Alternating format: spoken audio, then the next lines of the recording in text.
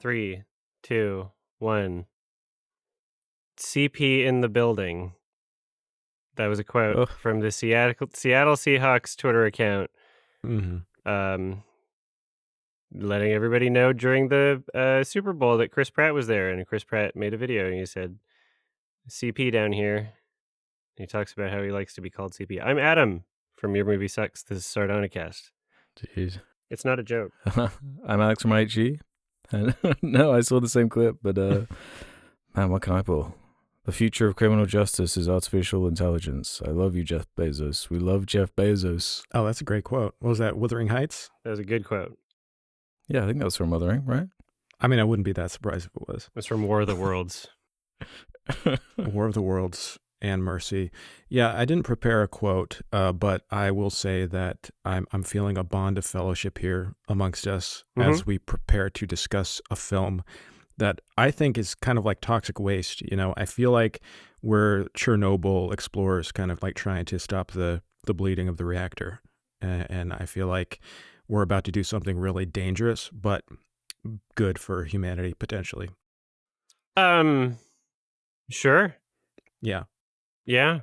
I just wanted to first of all congratulate Alex because people finally paid attention to the BAFTAs. Oh, yeah, for all the right reasons. Yeah, for all the right reasons. I wasn't sure what the statue looked like the award. I didn't know it was a mask thing. I'm not sure if I could describe it if I had to be put on the spot right now. Yeah. If I'm being real. Anyway, just acknowledging it. There was a movie with a guy. There's a movie about a guy with Tourette's, and the real man activist who has Tourette's was at the BAFTAs, and the BBC made the editorial decision to not censor his loud, echoed, like in the background screaming tics that were very specific to who was on stage. Yeah. Which is unfortunate, but that's how Tourette's works with some people. It's just you have an intrusive thought of what's the worst thing I could say at this moment, and instead of not saying it, you say it, and you can't control it, and it sucks. It sucks for him. It sucks for Delroy Lindo. That's his name, right? And then Michael B. Jordan. It sucks for both of them. And just an unfortunate situation all around. Exactly. And like a really toxic discourse machine that's just like, oh yeah, the racists and the ableists, like there's no winning between the sides. Yeah, racist versus ableist of Infinity War. Right. What was he? So he yelled at other people, right, during the ceremony, but okay, because all I saw was the N-word clip. I mean, that's the I don't want to say best one, but you know what I mean. That's the moment. That's the drama. Yeah, that was the really like because it was that was very, a highlight. Like it was hard to watch. It was very like Jesus. That was I think he said "shut up" when Maggie Gyllenhaal and another woman were on stage. Oh God. Okay, so but like some people say, why didn't he leave? And he did. Before the ceremony was over, he excused himself and left because he was too embarrassed. And it sucks. It sucks for everybody. If there's anyone to blame, in my opinion, it would be the BBC. Because, as much as, or the BAFTAs, depending on who's making those editorial decisions, as much as, I can understand the point of leaving that in uncensored. I think at the very least, we shouldn't have a situation where the two black presenters on stage are clearly caught off guard by that. Yeah. So clearly they weren't like properly notified that could be a thing that would happen, because otherwise you wouldn't see Delroy Lindo making that face. Like that's a person who was not expecting that to happen. Right. And that's really unfortunate. Right. Yeah. Unfortunate's the word. But the most attention the BAFTAs have had in a long time. Like, no one cares about the BAFTAs. And here's the kicker. This is made infinitely worse and more notable by the fact that they censored, at the end of someone's speech, the director of My Father's Shadow, I think it was two directors. One of the directors literally just said "Free Palestine" at the end. They censored that? And they censored that in the same show Oh my God. in the That's same insane. program. That makes it That's a good look. fucking nuts. And then I read an article about it, and the article was like, oh yeah, the BBC censored when the director of My Father's Shadow shouted Free Palestine at the end of the speech. I found it uncensored. They uploaded it to their YouTube channel. Mhm. There's no interpretation where that's shouting. He literally just said Free Palestine. He just said the words. Wow. right after also, acknowledging like Congo and Sudan. How did they even justify doing that though? Like, how would they justify it? That's crazy. Like, what, the BBC is just like, you can't say that? Like, what the fuck? That's I would like to hear like an explanation for that actually, because they've released a statement on the Tourette's, but I right. don't think they've released a statement on the Free Palestine. That's wild. That's actually fucking nuts. Like, how do you justify that? That's okay. It would be one thing if it's someone who wasn't invited bursts in and starts yelling and trying to disrupt the event, shouting "Free Palestine." It's one of the fucking award winners Mhm. giving their speech. Excuse me. Yeah. Well, another stain on the spotless reputation of the BBC, sadly. Yeah. Yeah, it's so weird. Well, I mean, who even won? I don't even know who won like the top awards at the BAFTAs. I guess probably One Battle, right? Yeah. One Battle won a bunch of BAFTAs. So Sean Penn is looking not impossible to win. Yeah, it'll be interesting. I don't know how predictive the BAFTAs are of the rest of the awards race, but it does seem like it's going to be kind of a one battle sweep. Yeah, I don't see Yeah, maybe. any change. How's your watch of every Oscar? You watch every Oscar nominated movie, right, Adam? How's that going? Well, at one point I did try to watch every Oscar nominated movie. There's actually a subreddit for people who do this called Oscars Death Race. Oh, nice. Yeah. Death Race. Nice. Appropriately titled. Here's a big task. Oh yeah, It's a lot no. of movies. If I wasn't trying to like write and record reviews for those movies to get out before the Oscars happens, while also trying to manage my billions of health related appointments and also moving, I'll tell you later. It kind of very, very, very particularly busy time of year for me. And so like there's no way I can watch every nomination. So I think I'm skipping documentary category this year. We already kind of know which one's going to win. I'm not going to watch any of the original song ones for that. I think I might want to continue like special effects. Like the only one I haven't seen is Dominion, Jurassic World, and that seems dumb enough. But You'll love it. yeah, I've watched all the Best Picture winners at this point, and Okay. it kind of sucked because everyone that I saw before the nominations was way better than the two that I had left Okay. after the nominations. So you've seen Hamnet now. Oh, okay. Yeah, you've seen Hamnet. But what is your least favorite? I would have to of the say Oscar F1, nominees? unless I F1? forgot about another movie, but I would say F1. All right. I like F1. It was fine. I don't know sure. if it's You like Best ads? Picture winner, but Yeah, it stands out in that category for me. I like it. I like a nicely filmed ad. Cool. Well, any other big movie news going on? I'm trying to think. Well, we can just talk about Mercy. Yeah, it's February. There's like nothing. There's nothing good. Yeah. It's February. Why the fuck are the Oscars in March? It's so annoying that it's like 3 months of Torment. stupid awards bullshit. Yeah. Yeah. Well, probably because it's American and you guys drag things out forever. Look at your election cycles. People are Yeah. talking about Gavin Newsom is like, we're not even at the midterms. He's You the people. nominee. We everyone's decided now. We have That's our choice. It's so funny. In Canada, we have like a few, like it was considered a long election cycle, the last one. It was like a few months. That's funny. Yeah, no, it's just hell. It's hell over here. It's just It's hell, and because of that, we make movies like Mercy, Transition.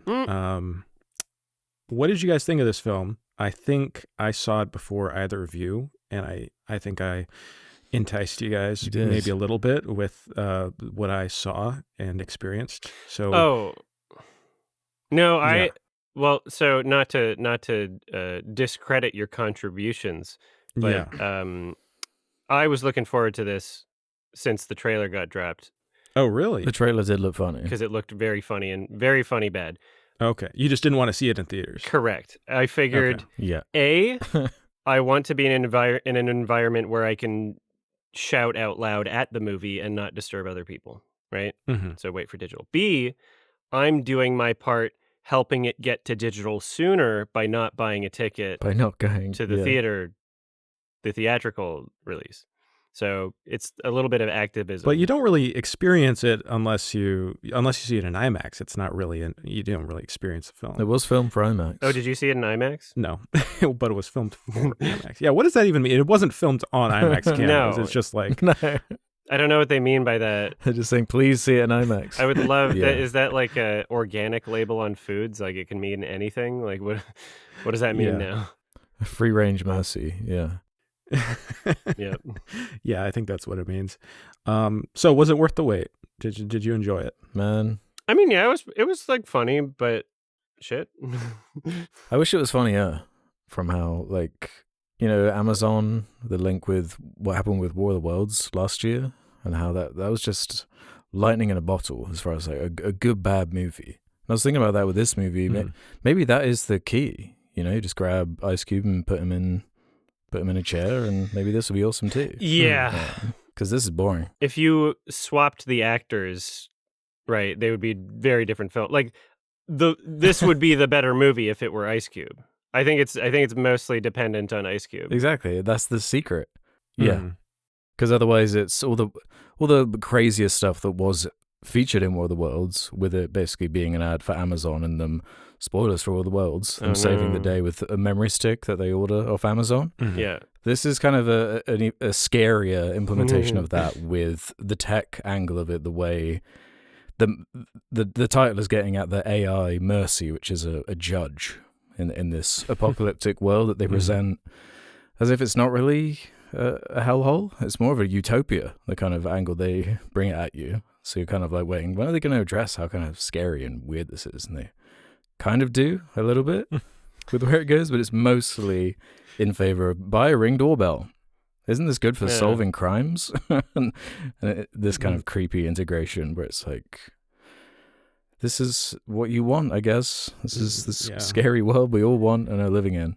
I mean, not only that, it's like ideologically motivated. It's like pro-police state completely. It's so like comparing War of the Worlds to this is so unfair, because War of the Worlds is such a fun masterpiece. Like it's just a fun experience because while it does have that kind of like ideological, like pro Amazon, whatever, it doesn't feel like, it feels like a stupidly put in there. It feels like they didn't realize that it was ideological messaging. Whereas in Mercy, it feels like very sinister of like, we're making this film to get people ready for the AI future. You know, it feels like a Philip K. Dick book all the way through until the very end, where instead of like the twist of like, oh yeah, this is all bad, we need to overthrow the government, it's like, hey, isn't this shit kind of cool? Like that, it's crazy. It's the weirdest movie. I understand where you're coming from, and I think that like if this were a like real production with like more talent and like, I don't know, if they were creating something and they really wanted it to leave a cultural impact and be in theaters and have people talk about it, they could have done it. Like this is incompetence in that sense. So in that case, like, it might just be someone that didn't really think through what they were writing and maybe not wanting to pick like either particular side or what they perceive to be a particular side. I think they wanted to make like a Tim Pool version of like a film where you just say one thing and then you're like, but it could be the exact opposite of what I said, and you just kind of you pretend to acknowledge it. So it's trying to please everybody, and winds up being for no one. Yeah, I think it's just a dumb writer. Yeah, I could imagine the script being written that's like, oh, this is a scary system that needs to be changed. And then through the process of being enshittified by, the studio system, whatever tech company, produced this, to becoming kind of like, well, you can't really say the AI is bad, right?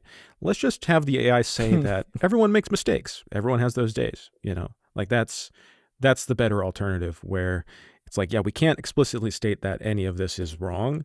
We're just going to depict it as, having a bad day, and things will get better if we work with humans. Equate it to humanity and hand wave it. Yeah, I was quite amazed by how lazy it was with that, and I think it does come down to like just laziness, lazy world building. Yeah, that is just we're pro surveillance state, basically pro death penalty, but pro AI. And we're not even going to deal with like the consequences or what is cool about setting a story in a sci-fi world or slightly futuristic, or like what the commentary is. It doesn't care about that at all. It's way more interested in just being a simple kind of murder mystery with CP strapped to a chair with like crazy graphics flying around. Like that's most of this movie. They like really try some different angles to keep that engaging. Yeah. But it's like, wow. And then you check the budget afterwards, and you're like, wait, what? Yeah, 60 million they're dropping on this, and it's what, just so you can kind of stare and watch Chris Pratt just sat in a chair and Rebecca Ferguson just kind of like mogging in the background. True. How much do you think he got paid? I reckon he got like 10 million or something wild for being in this. What else he's in like every scene basically. Yeah, and the implication is that he's like really acting this time. Like that's what he's kind of trying to do. But I think they didn't realize before they started the project that the reason why he's typecast as like a lovable kind of goofy dope guy is because that's what he can do. And he can't really sell the I'm scared and crying and like I'm sorry. Like half of his fucking expressions were like James Rolfe faces. Legit. He was making such a weird face. No, this is serious, Chris. Yeah, he's got his acting cap on. He's really bringing his A game. What is his career, genuinely? Like, he starts out with Parks and Rec, and then he does Guardians of the Galaxy, and these are roles like perfectly suited to his talents. He's like a charming guy and can play like a dumb goofball, and he's fun to watch on screen in that mode. But then he's trying to be like Chris Hemsworth in like action movies. Yeah. In a completely, it's just like, why are you leaning into this? Why are you trying to do this? And not only that, he wanted Rebecca Ferguson's part to be played by an actual AI. He was like, yeah. Whoa, an actual AI actor. That's so much fun that he would say that. So it would have just been a full CP film, just him, and well, I guess all the other actors on screen.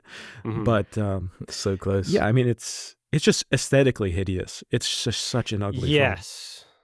Yes, it's very, very ugly. Even with the graphics like moving across the screen, which is, just it's not even nice overstimulating. They add these weird whooshing sound effects, like every time he swipes on a thing. I'm like, okay. Or like even when the camera just moves in the like cropped zoom frame.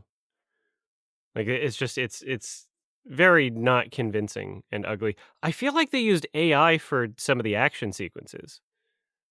Like the cars move really weird. It looked really bad. Yeah, they looked insanely weird. Yeah. Like the way that the cars move in the environment, no animator in the industry would animate them like that. It looks like GTA 5. Like they're like an action sequence at the end. There's a car that goes up like one of those other cars that has a ramp on it. Oh yeah, and it just like flies off, and it's just like yeah. I know the exact shot. It's so cartoonish. It's just like, really? Are we doing this kind of stuff? Okay. It's so weird. No, it's completely ugly, and it has like Apple UI like the entire film. So it feels like you're on your phone, and then most of the footage is being shot, again, from like Ring doorbell cameras, other people filming, and it does that terrible trope of these types of films where characters just happen to film everything with their phones at all times so that we can see like, oh, we can see the scene where he's talking to his friend from AA, It's like, oh, that's great. She just happens to be filming that. Oh, great. The daughter happens to be filming this domestic, argument between the parents that they have all the time. Yeah, convenient. Beyond that, it's just the dumbest plot. Like, it's really horribly written, like as a mystery. It's really bad. It's funny because, not only do these teenage characters just fucking FaceTime each other all the time. Like everybody has a FaceTime call, even the cop. Like, okay, you have to see the video of the person you're talking to at all points. Okay, whatever. But also the excuse of him being able to access a lot of this information is just, oh, you know what? We've designed this system so that when you're on trial, you can literally just pull up anything, and it doesn't even matter if you have a warrant, or it doesn't matter if you have clearance. Yeah, exactly. Like any citizen that's on trial for this can just say like, show me what's really in the Epstein files. and then like, I don't know, I guess if you're getting put to death and it has 100% success rate, then it'll never get out. But like, what if you win the trial? Do you have to like sign an NDA? Do they like delete your memories? That doesn't seem very fucking secure. Like why can you just access anyone's information through this? That's so weird. Yeah. Can I talk briefly about Chris Pratt's character? Yeah. What exists of it? Yeah. So basically, he is like the worst cop ever. He's pro AI death penalty. He's depicted as like one of the lead guys trying to promote this thing. Then he gets strapped into the system himself, and you think the result is going to be like fuck. He's going to be like fuck this system. Or I thought there'd be a twist where it'd be like he actually was the killer, and we get to see some flaws in the AI system and how this all plays out, etc. No, nothing that clever or interesting.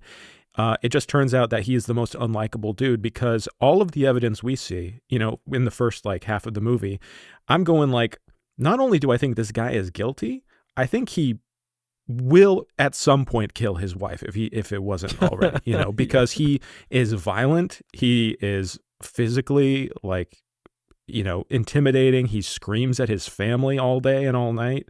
He's a really like bad guy. There's zero redeeming qualities about him. And even I love the part when his daughter is like learning that he's been arrested, and then his in-laws, his father-in-law is like, no, don't talk to him. It's like he definitely did this. like there's zero shadow of a doubt for them. They're like, yeah, this guy was gonna kill her at some point. Like, and the fact that there's really any like self-reflection on his part as a character, it's just really funny that it's like, oh no, he had a bad day, there was a mistake, and ultimately that's what happened in the movies, that it turns out there was some police corruption that resulted in this hiccup. It had nothing to do with AI making a mistake. It was human error. There's a bad apple in the police system, just one bad apple. And she just flat out fucking admits it. Yeah. She just says like, oh no, yeah, we sabotaged this person's rights in order to, sorry, this doesn't make any sense. She says it was the first test run and we needed the public to trust in it as an institution. Like, so you sabotaged it? You like, why would they trust in it more from a guilty verdict for a person that's not guilty, whether or not he's guilty? Why would a guilty verdict make them trust the system more than if it determined that he was innocent? Did the AI like decide that he goes on trial in the first place? Because if that's the case, that wasn't really communicated. No. Also, why 90 minutes? No, I know why 90 minutes, because that's the runtime of the film. And also we get to see the timer in the corner of the screen. Seeing the actual timer. Is the dumbest thing you could possibly do in a movie. Like, all of the UI elements are so corny and distracting. And there's already like nothing going on with... Like they can't. There's no one acting off each other. At the best, they are FaceTiming each other. So it's like all these terrible actors, like with nothing to work with, just kind of like monologuing to themselves. It's really quite frustrating to watch, and it's only really funny for the last section as it ramps up, and it's like just skipping over all of these rules, all these questions that you've been getting out of. Like, wait, what? Like, what are the rules here? Yeah, you can like save your own crime and invade in like everybody's space. And like, what is this world you've created? Like, you won't let me be interested in it. You always at an arm's length. They didn't think about it for a fucking second. Yeah, that's the answer. No. They didn't think about it for a fucking second. Why do he calls it the most advanced and intelligent mind on the planet. This AI that's created for this court system is the smartest thing in the fucking world. And what does it do? It doesn't represent you. It's just fucking Ask Jeeves. It's a Google It is. fucking search system. Because it's he not has to do all helping the him with work. his like why, if we replace the court systems with AI, why is it just acting only as a judge? Why doesn't he get a fucking AI lawyer? Why do we lose representation? It never explains why they decided to do that. What the fuck? Why would you replace that system? What the hell's the point? Yeah, and I love that the movie doesn't end with any kind of like, we're abolishing this system. I learned my lesson about how this is wrong. It literally becomes it's a buddy cop movie with the AI at the end. Yeah, this is fine. Like, that's just it. The system works. We just need to tinker with it a little bit. And humans make mistakes. AI makes mistakes. End of the story. And I love how the arch villain, the super villain, who becomes like a Batman villain in the film, he's just like kidnapping his daughter and then wants to blow up all of downtown LA. He's the one character in the film who's like, I have objections to the AI system because it fucked over and killed my brother, you know? And it's like, oh yeah, he has a good point, but too bad he's psychotic and he wants to blow up all of downtown LA. Like, it's just so stupid. It's so stupid. Like when he kidnapped his daughter to like go downtown, I was like, it was so funny. I'm like, please, more of this. Like it finally got funny near the end of the film, but yeah, like the flying motorbikes and the drone footage and stuff like that. That was pretty funny. But like, just to reiterate, you're saying about the conclusion with the saying, yeah, but we all make mistakes, humans or AI. Like that is said verbatim by the main character. Yeah. We just did what we're programmed to do. We all make mistakes, human or AI. Like that is said in the movie. That is the way it addresses its main like conflict. It's so fucking lazy. No. And in doing that, it's passively also endorsing the idea of like that we need a police state. We just need more police, more judges, more law enforcement, because LA in this film is depicted as just being overrun with homelessness. And it's just like Hollywood Boulevard, just like homeless camps for as far as the eye can see. And it's like, here's what we need to do, guys. More cops. And in the opening there, they show all these graphs of like how much crime has gone down since the Mercy judge has come in. So yeah, it's pro this kind of like quiet tech overreach. It's borderline a Daily Wire film. Like, I don't know how they could be on top of any crime if they're doing like 190-minute trial per person at a time. Like, if this is the most advanced AI in the fucking world, why do you have just like one chair in this gigantic room? Like a fucking warehouse, just like for one guy. Like, it's a waste of space. That seems like an inefficient system if you're trying to like meaningfully get rid of crime or do anything. Also, maybe do we need to use it on like the high case murder trials? Can we just use it on like the low level like even in this scenario, you know? Can we like, use it on the president of the United States? Yeah, I mean, could we do that? But also just like parking ticket violation, you know, like why do we have to execute anyone who's using this? You know? Yeah. It's like either execution or that's it. Like, I don't know. It's just highly inefficient. They make these embarrassing attempts at writing what they think a super intelligent AI would say.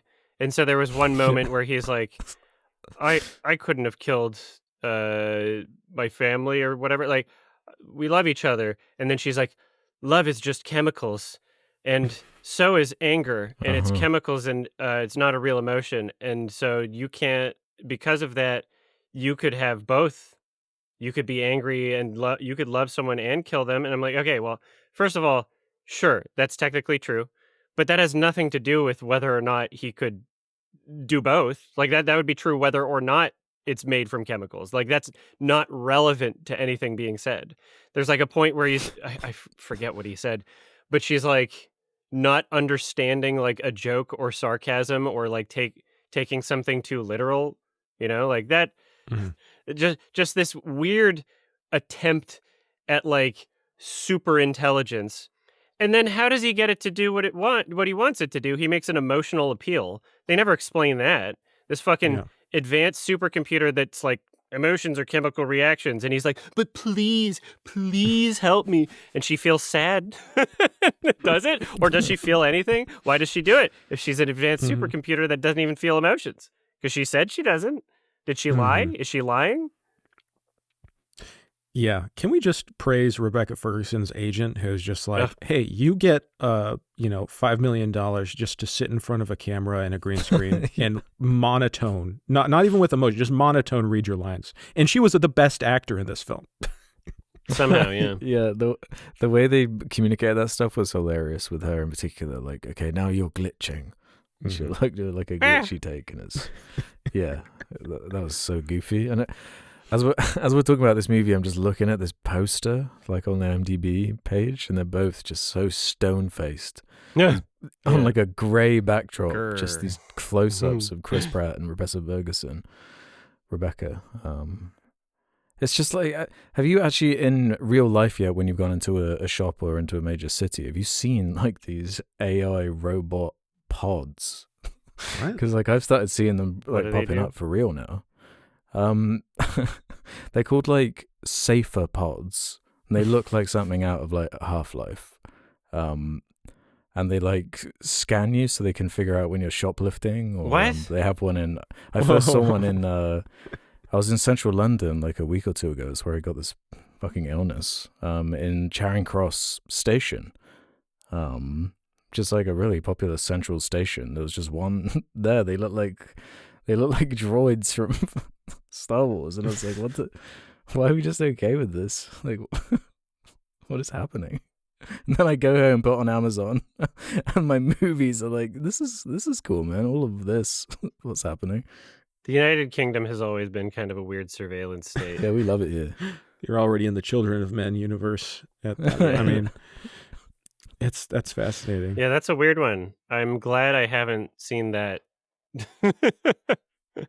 Yeah, keep your eyes out. Is it literally like, do they say that it's shoplifting prevention? Like what do they say, it's loss prevention? Or yeah, like I went and found its website, and like it had an AI chatbot you could talk to. Oh, cool.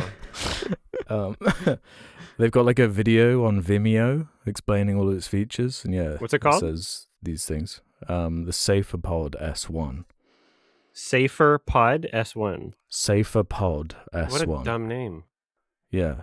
It does look like it's Half-Life. I love how anytime you talk about like going to London, you just give us dispatches from the UK that sound like, dystopian night. Like, yeah, I just got this illness that won't go away. I've had it for 5 weeks, and there's AI pods monitoring if you're shoplifting. Like, it's just like, man, do you need help? Yeah. Everything good? So it's ramping up. And I live in the United States, so I don't know. I have no place to speak there. I'm doing fine. I'm doing okay. Yeah, and if I need to flee, I just drive north for a few hours. Yeah. Well, you're not going to be able to get in, but I'll just drive really fast. Yeah, what the fuck?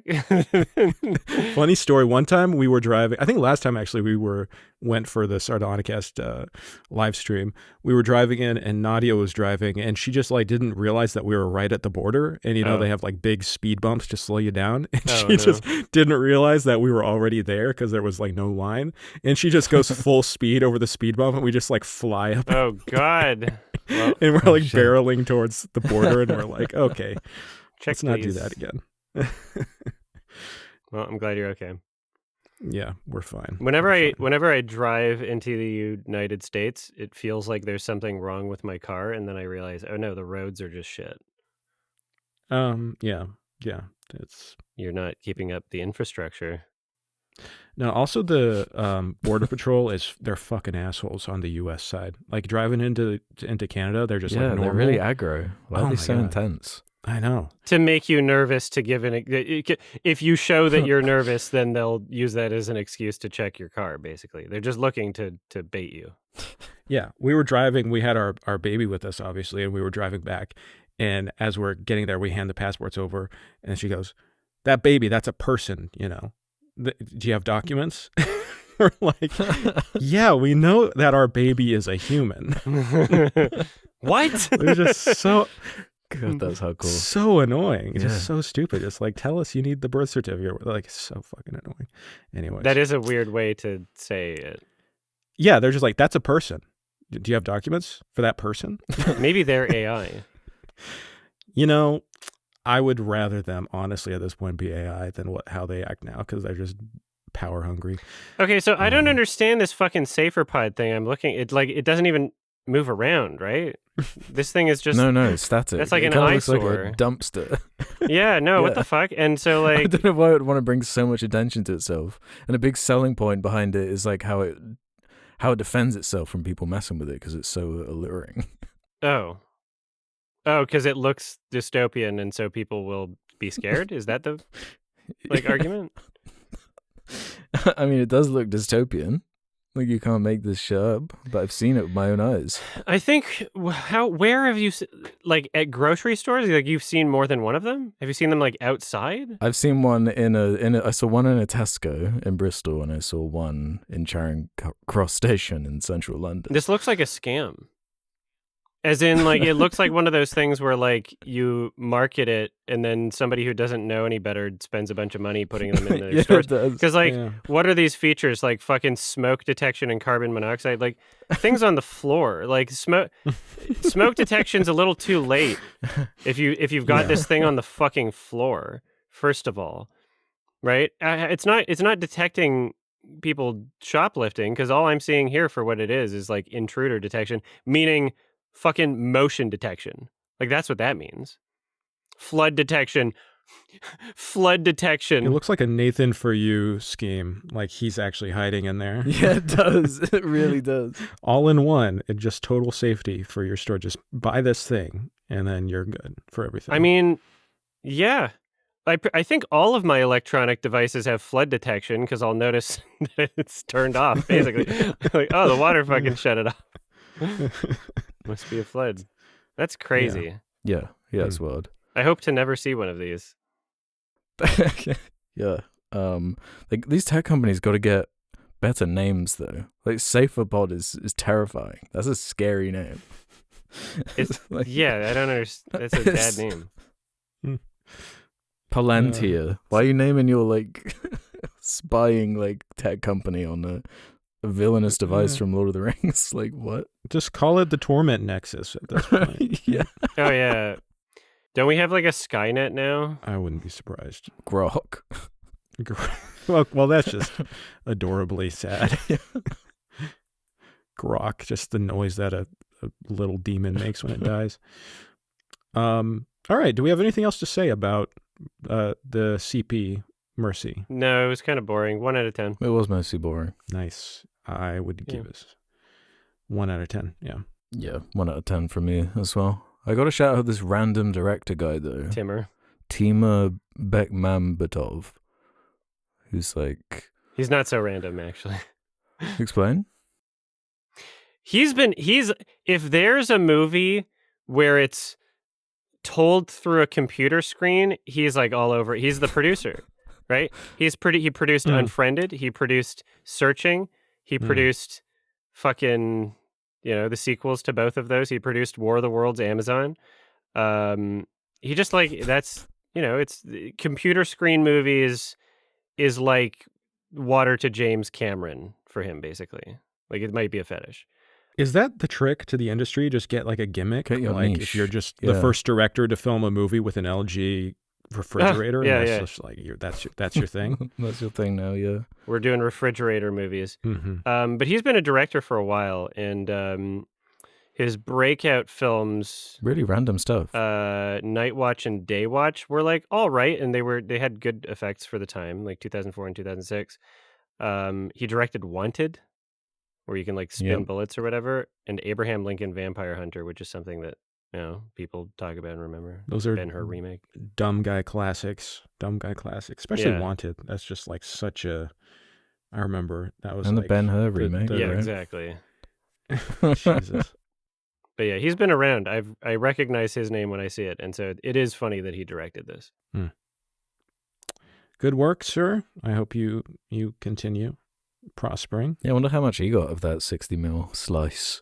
I don't know. Nirvana, the band, the show, the movie, the Sardonicast discussion. Yeah, without me. Unfortunately, they don't have a distributor for Europe right now. Yeah. Yeah, what the hell, Matt Johnson? What the hell? He's it's because he personally doesn't want anybody in your countries to watch it. Yeah. That's what I heard. He's gatekeeping.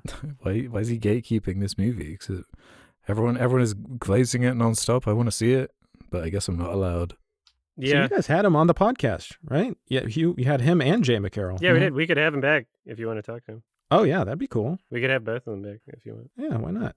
That'd be cool. No, I was like looking up old podcasts because I was like, did you guys mention talking to him? And I was like, oh, yeah, you guys did. You had a chat, and that's pretty cool. I feel like people are excited about this movie, especially on like, film YouTube and film Twitter and that sort of thing. People are very hyped about this. Finally, yeah. No, like he's getting like actual recognition from like industry people even, fucking like J.J. Abrams was at one of his the screenings, and like now Edgar Wright's shouting him out on Twitter, and like Matt Johnson's next movie is just going to be lens flares and yeah in the Bourdain biopic. No, he's found success, all of them. It's a great crew, and he's been working with like a lot of the same people since the beginning. I've been watching him since The Dirties, which was 2013, I think. And it's been really, really pleasant and satisfying watching his career slowly take form over time and turn into this, which is honestly one of the funniest movies of the past like decade, I think. Like, I think everybody should see it. It's fucking hilarious. It's very funny. Yeah, so we'll talk non-spoilers because Alex lives in dystopian world. We can say spoilers with like a spoiler warning, and then we'll just post in the chat when we're done. Yeah. I mean, I didn't know anything about Matt Johnson, Jay McCarroll, or Nirvana, the band, the show, the movie. I thought it literally had something to do with Nirvana, with the two N's instead of three. I didn't even know. I was when I was editing my review, I was like looking. I was like, you mean one N instead of two, right? Yeah. Well, the first N in the oh Nirvana, yeah, so sorry, thank you. Yeah, check your fucking N letters. I became an AI for a second. Yeah, so I didn't know anything, and then I just stepped into this based solely on Adam, your enthusiasm about it. Thank you. And you've been holding me at gunpoint for a while, so I saw it, and it was a blast, especially knowing nothing going in. I didn't even watch the trailer, so I didn't know the kind of like tonal narrative direction it would take. I suggest people do the same if they just want to go in blind. I think that's super cool. The movie is just full of creative energy and trying new funny things. What sold me the most was just this character dynamic between Matt and Jay. And this kind of like reminded me very much of the movie Hot Rod, which is one of my favorite movies of a guy who's just like, a loser who has a dream, a loser with a big dream, and he's dragging around these people in his wake to try to make his dream come true. And I think anyone who is in a creative field kind of has some kind of relates to that in some ways. So it was just totally fun. It blended documentary and mockumentary and homage to some great films, and there were some laugh out loud moments. Like my theater was just enjoying it so much. It was a really good time. So thanks, Adam, for recommending it. Of course. Yeah. How does the film parody angle stuff manifest in the film? Because that was kind of the structure of the show. Was each film was kind of each episode was like a parody. Is the whole film kind of like aping the narrative of another film, or is it worth just going in blind? Yeah. Do you want to reveal it? Much of it, yeah. But okay. I wouldn't... Yes, absolutely. It's not something that you need to have watched before seeing it to know what it is, and it doesn't really matter. So it's not To Boldly Flee of Nirvana. No. It parodies a very well-known film that everyone would know. That you would know even if you haven't seen it. Exactly. But it's not just a parody. Like, that's something that I was worried. Like, once it started going in that direction, I was like, oh, are we just doing this? But no, it does its own thing. And it's really smart with, like, all of its, like little side jokes from the beginning, things that feel really irrelevant, end up tying back in because of the type of movie this is. It's all connected and really smart and clever. And again, at certain points in the movie, you're going like, how did they do this? Is this real? How much of this is real? How are they getting these authentic reactions from other people? In some ways, it is kind of like a Nathan For You rehearsal situation, but totally different in tone and kind of like, we aren't really making fun of these random people in the same way. There's not that kind of fun cruelty that we love about Nathan Fielder, who is kind of the devil. Matt Johnson and Jay McCarroll don't really operate that way. Like the humor comes on them, like the joke's on their expense when they're interacting with other people for the most part. So it's it's just really well made movie, really well paced, just flew by, and I feel like there'd be a lot more humor to pull from just rewatching it as well. So yeah. Yeah. I've seen it 4 times. I would gladly see it a 5th. You're right. It's not mean-spirited in any way. And, even if regardless of whether or not it's mean-spirited, it's not like a prank movie, and it's not like that's the point. It's just there are people that don't know they're in a movie for both practical and artistic reasons. And it adds to the humor. You do want to see people, caught off guard by weird shit happening around them in a way that feels genuine. And it's actually really, really clever. There's one that I want to explain to you about how they got a reaction out of somebody, but I'll have to wait for the spoiler section, I guess. It's very, very clever and well thought out, and very yeah, no, it's really good. I mean, it is the kind of the situation where if a movie's great, you just don't really want to say as much. It's harder to just be like, yeah, this is wonderful, this was well done, because you do want people to just experience it themselves and get the kind of surprises and the fun experience from it. Yeah. And again, like I went in totally blind, and I think that enhanced the experience, even though I know there are a lot of people who are fans of the show, and I definitely want to watch the show now, and I plan to do that. But it's kind of amazing that they were able to like have this cult show that they did that was so much improvisatory stuff. And I watched this interview with Matt Johnson that Joel Haver did on his second channel that was really enlightening to me about like their process. I didn't realize how much of it was improvised, but also like I guess his process has changed in the fact that he's using more, they're writing a lot more of what's going on and structuring it differently, and how that's benefiting the process. And the kind of filmmaking that he does is always like using multicam and very performance driven, it's like very much like we need to make sure everything is being filmed, these lightning in a bottle performances, and you get more like spontaneity, I think, from that, but you do lose some of that feeling of like, well, you're having fancy camera shots and movements and stuff. But the point of this movie is that it feels like a mockumentary, so yeah, that's kind of it's supposed to feel kind of scrappy. It makes sense for it to be in that style based on what they want to get out of scenes and characters and location, like get out of the environment of filmmaking. Otherwise, if you're trying to shoot in a different way, it just doesn't make any practical sense. So it's a nice little marriage of ideas that coexist and work really well with each other. Yeah, and I want to point out too that like Matt Johnson has like the bigger character that's very like doing the broader comedy stuff, but Jay McCarroll is so good at playing like the straight man, but is also dumb. I think someone on Twitter pointed out something like Jay McCarroll is so good at playing the smart guy who's actually dumber than the dumb guy. Like his expressions and how like you think he's going to handle things much better and like solve things better because he acts so good as the straight man, but his reactions are so fucking funny and stupid, and the things he does. And there's one scene in particular which we can talk about in spoilers that like had the audience like I can't even describe the reaction. Everyone was just freaking out. It was so fucking good and funny. Yeah. Here's a question, Alex. Have you seen any of the Viceland show? Did I show that to you? I don't think so.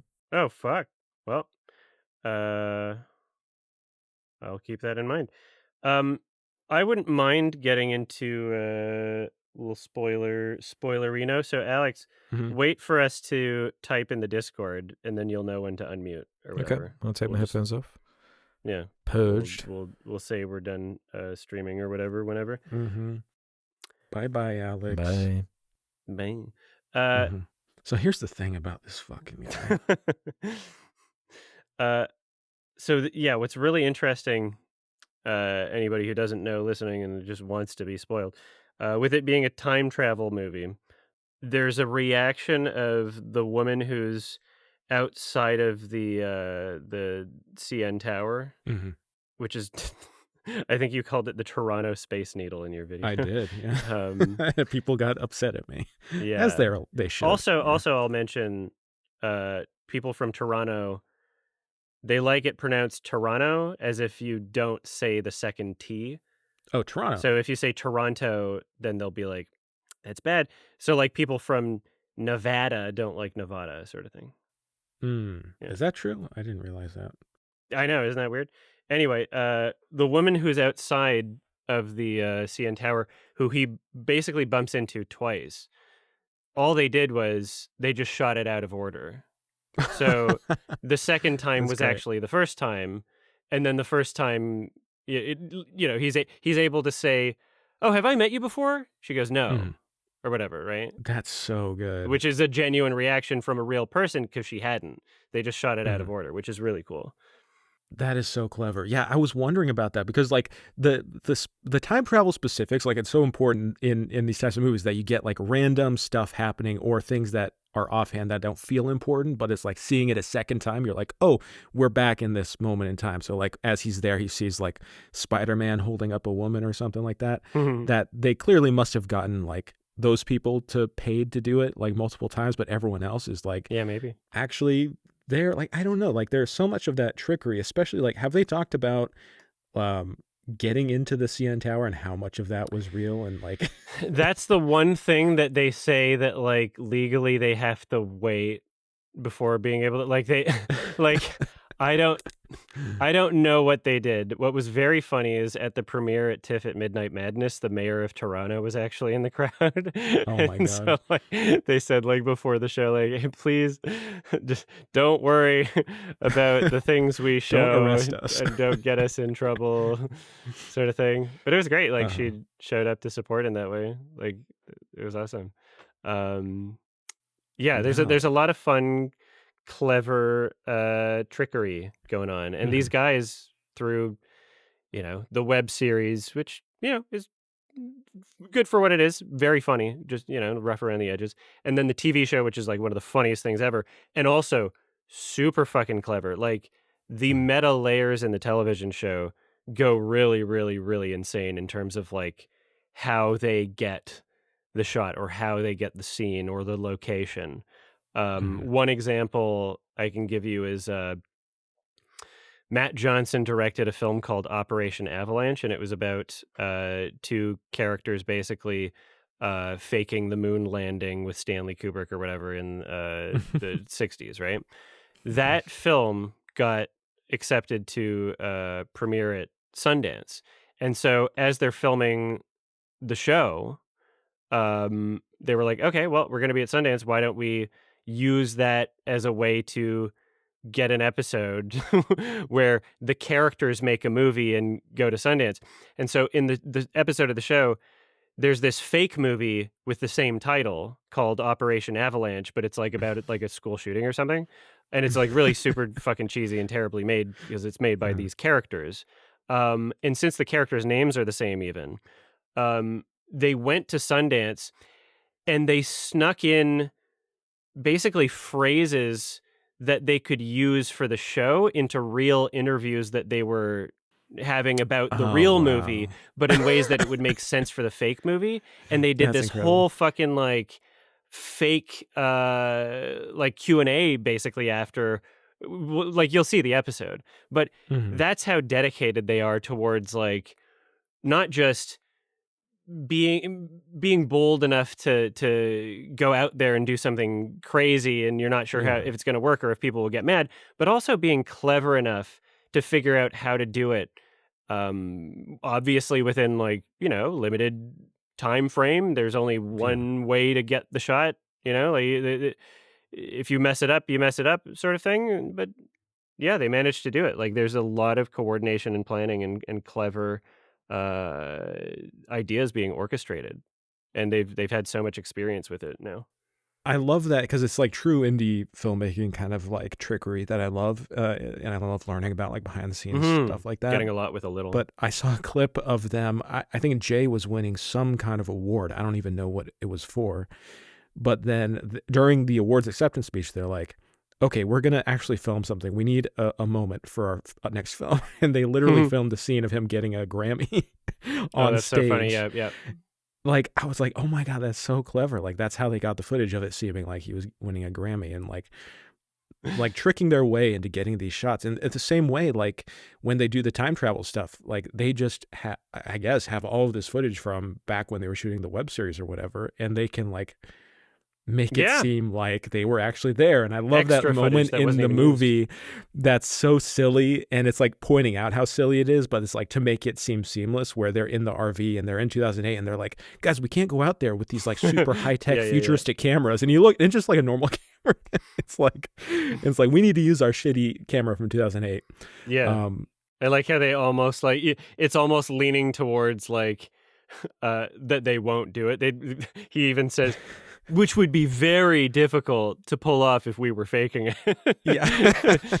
And then they actually go for it, and it's pulled off so well, and I believe them. I know. Right? Like there's so much that you'd have to, anticipate and consider. Every time I thought it would end, because I'm like, there's no way they have footage to be able to keep going with this bit. It keeps going and going and going, and it doesn't feel like you just buy into it. At a certain point, you're just like, oh yeah, they time traveled. Yeah. Did you know that during the because we're in spoiler section, during the scene where there's like news reporting of the shooting at his mansion, that's real news reporting from the during the Drake and Kendrick beef, somebody like shot Drake's house in Toronto. What?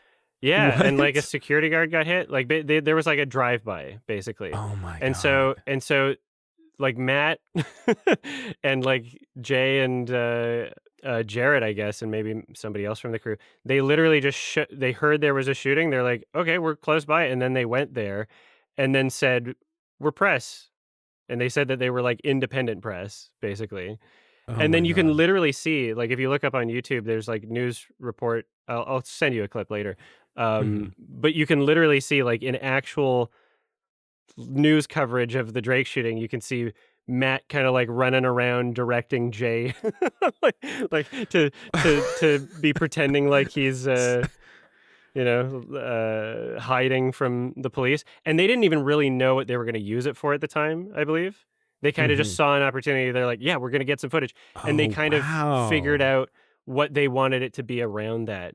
And just like the guy, like at the beginning, who's the libertarian that's like, you could get electrocuted or whatever. Like that line comes into play by the end of the film, but he wasn't fed that line. Like that's just a real guy. Yeah. They used the real life interaction as a place for the film to go. And it's kind of like a serendipitous filmmaking where it can just be anything. You can change it into anything. Yeah. And just having that freedom is really cool. That's kind of amazing. Yeah, like it really is an ode to that sort of like having that sort of flexibility in the creative process when making a film. Like most people just don't think of filmmaking on those levels. Like they just think you have a script, you execute the script. And like, but also like you have to have a sickness in your head to have the mind. And like filmmakers are like this, where it's like you hearing about a shooting outside Drake's house and you're like, we need to go get this in our film someday. Yeah. But it's a Canada shooting. It's like not. It's a Canada shooting. Oh my God! Like it's just it's wild. And it's funny. I think in another interview with Matt Johnson, he said something where like other people from other countries will come up to him and be like, "How were you allowed to do any of this? Is Canada they just let you do this stuff there?" Like again, like with the cable coming down from the CN Tower, like at the climax of the film, it's done really well. It looks very realistic, but you're also like, yeah, how are they actually doing this? And I kept thinking, how are they getting the reaction shots from these people? And apparently, tell me if this is true, like someone was holding the wire up with like a fishing pole. Yeah, something along those lines is what I would assume. And so people were looking at that or something. Yeah. That's what I assume. Is Okay. like they either had someone on a roof or a rig, or like, you know, they can just climb on top of shit. Like when they have Matt kind of like landing on top of the bus, and then climbing Yeah. down the bus stop. They just did that, right? they just had him climb up there and I guess make like a loud thud noise and then climb down. Like you can just fucking ask for forgiveness later if you Mhm. need to. Yeah. I mean, that combined with like the clearly good like use of visual effects to like make it seem Great like they were in visual effects, yeah. 2008, like the best part of that whole sequence obviously is when they watch The Hangover and they Yes. are thinking nothing's wrong or weird about this until the paging doctor, line. Like that was the funniest. The face he makes, he does like this soy face that's just so fucking funny whenever he's shocked. But yeah, my theater was like cracking. That was one of the biggest laughs, right up there with when Jay shoots the guy. Yeah. Those are the two funniest moments for me as well. Uh-huh. They're like when I was rewatching it, like one of my rewatches in theaters or whatever, like packed crowd. I'm just getting up to that scene with Jay. All I'm thinking is just like I'm almost like scanning the audience for people that are like about to leave for the bathroom, so I can just like grab him and be like, "Don't do that. It's not the time. You have to see that." Yeah. Like, You have to be here. I think like another thing that's so fun is that it almost feels like a participatory experience at some point. Like you're watching something you shouldn't be allowed to watch. Yep. Like even at the point when Matt just looks at the camera and is like, if you're watching this in a theater right now, you're so lucky, this is probably the only time you're gonna see it because of the music rights. And that sort of feeling of like, this is sort of like not allowed. Like we shouldn't be allowed to be watching this type of movie, and it's unusual, and the audience feels a part of it. I think that's why so many people are so excited about this movie, and anyone who watches it, even like tons of YouTubers I see, like who are in like film review spaces, are like, you need to go see this movie. This is a special movie, because it involves the audience in that weird, almost like parasocial YouTubery way, where it's like, oh yeah, they're very internet culture savvy. right, Like he right, shouted yeah, Obama. Yeah. And like their original show was a web show, right? And Right. like they were inspired by like Mega 64. Like they're all about that. And so like it shows in their humor. And it's reflected, in their audience. I love that. I love that it's making rounds in these spaces, because now it's not just me fucking shouting them out and trying to get more people to see it. Like, I want it to be a Right. success. I want to see fucking a sequel, like if they want to make one. But the more freedom that they have to make their projects, the better it is for me and for everyone, in my opinion. So Yeah, and I think like that combination of like the internet virality, they're clearly, and I wonder if other like, studios will look at this and be like, hey, this is like a strategy of, building a pipe online. Of course they do it in a stupid way, because like they have the authentic love and appreciation. Like they went on Joel Haver's thing and they did like an episode of their show. Like yeah, with I gotta Joel watch Haver. that. There's one before I bring Alex back. Anthony Fantano Yeah. told me that he was doing that cameo because he found Nirvana the band from my video, and that's why he followed Jay on Insta, and then Jay messaged him, and That's awesome. yeah. So I had a No. little bit of an impact on it, and that was nice. Yeah, you are the movie maker. I mean, Well, this movie wouldn't exist without you. Really. I directed the movie. Yeah, All right, I'm exactly. gonna send Alex a message to come back. That's cool. Yeah. Cool. Ratings? Let it back. Oh yeah. 9 out of 10. 9 out of 10. I give it a fucking 10. Nice. I gave it a 9 on my first watch. Started creeping up to a 10 by my fourth. Fucking love it. It's a thing that like it's just impressive that it exists. You know, the stars fucking aligned. Yeah, Mm-hmm. that's what I wanted to say, even though I haven't seen it. It's like they just don't care about broad marketability Yeah, at all. Like it's that's the so coolest fucking niche thing. and crazy. And I love that it exists. Yeah, The biggest mouthful of a title for a movie based on a web series and a show that like you can't even watch anywhere. Like unless you get like a link to a Google Drive. yeah. Just having Nirvana in the title is so like you're just kind of screwed immediately. It's so funny. Yeah, Yeah, it's yeah. part of the joke though. Mm-hmm. Yeah, I know. There's some funny like kind of recurring jokes throughout the series even that like some are in the movie, but like it's not it's you don't need to have watched the other materials first. It's almost just like extra stuff for fans rather than it being like Yeah, inaccessible to people who haven't seen it. I think getting that sign of like sort of mainstream approval with Neon of like, okay, this is a film. Like it's okay to go watch this in a theater. It's a Neon. And also, and it makes me upset because like Canada has this kind of public funding where they can fund projects like this and make films and make art that we don't have in the United States. You know, they got, publicly funded to make this film. So, Yeah. well, you save so much money on your taxes. Exactly. I know. I mean, we got to send more money to Israel. So, I mean, that's what we're worried about over here. Public funding for arts in Canada it's there. I've like looked through some of the process for like when I was younger, trying to figure out how I'm going to pay for like, recording music and stuff. And, there's like some dumb rules here and there, but it is a system that exists that, if you're an artist in Canada and you need money to make art, like you should probably try to take advantage of that, like it's there for a reason. And if, good art is being made, then all the better. Is this an art subsidy thing in Canada? Yeah. Yeah. And most developed countries have things like that, like France. What is it? What is yours called? The British Lottery or something? Yeah, the lottery like funds everything. Yeah. Yeah. Do they have anything like that in the States? Like anything for art? If you tell the government you want to make something artistic, they just throw a brick at your face and say, figure it the fuck out. I mean, there used to, like the AFI, the American Film Institute, used to be publicly funded. Now it's you want to go that was under, I think, Lyndon Johnson. I started the American Film Institute, which is where David Lynch started, where all these great filmmakers, and now it's like, you want to go to the American Film Institute, you are paying a shit ton of money. It's insane. It's only for rich people now. So rich people get to make art.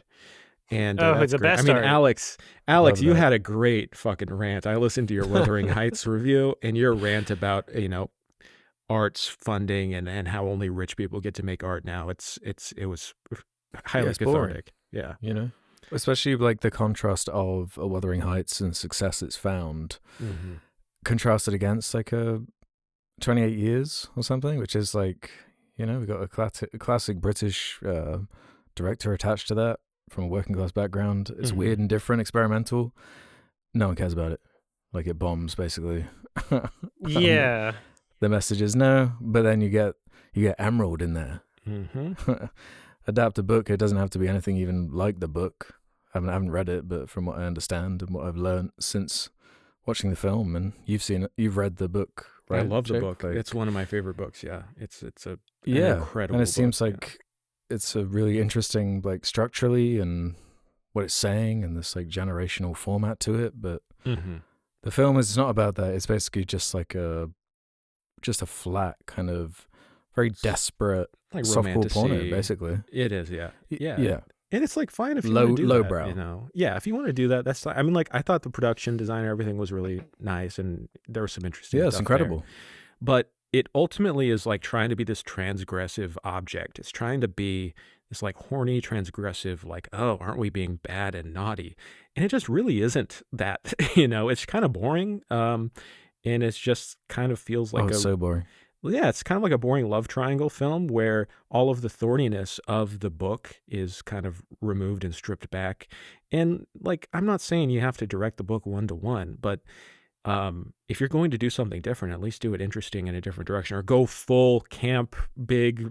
Yeah, like that's what would have made it work on that kind of more sleazy angles. If they did go yes, full in on that, that would have been kind of entertaining instead of kind of dreary and sleepy in a way I wasn't expecting. It was like so dull. At least I could like get through Saltburn, even if that annoyed me in certain ways. But it got sentimental. Like they were trying to make the audience cry at the end of the film. And I'm like, really? Is that what we're trying to do here? Yeah, whereas like I wasn't into any character. I didn't feel this chemistry, and everyone was so kind of like mustache twirling evil by the end. I was like, what am I supposed to be feeling?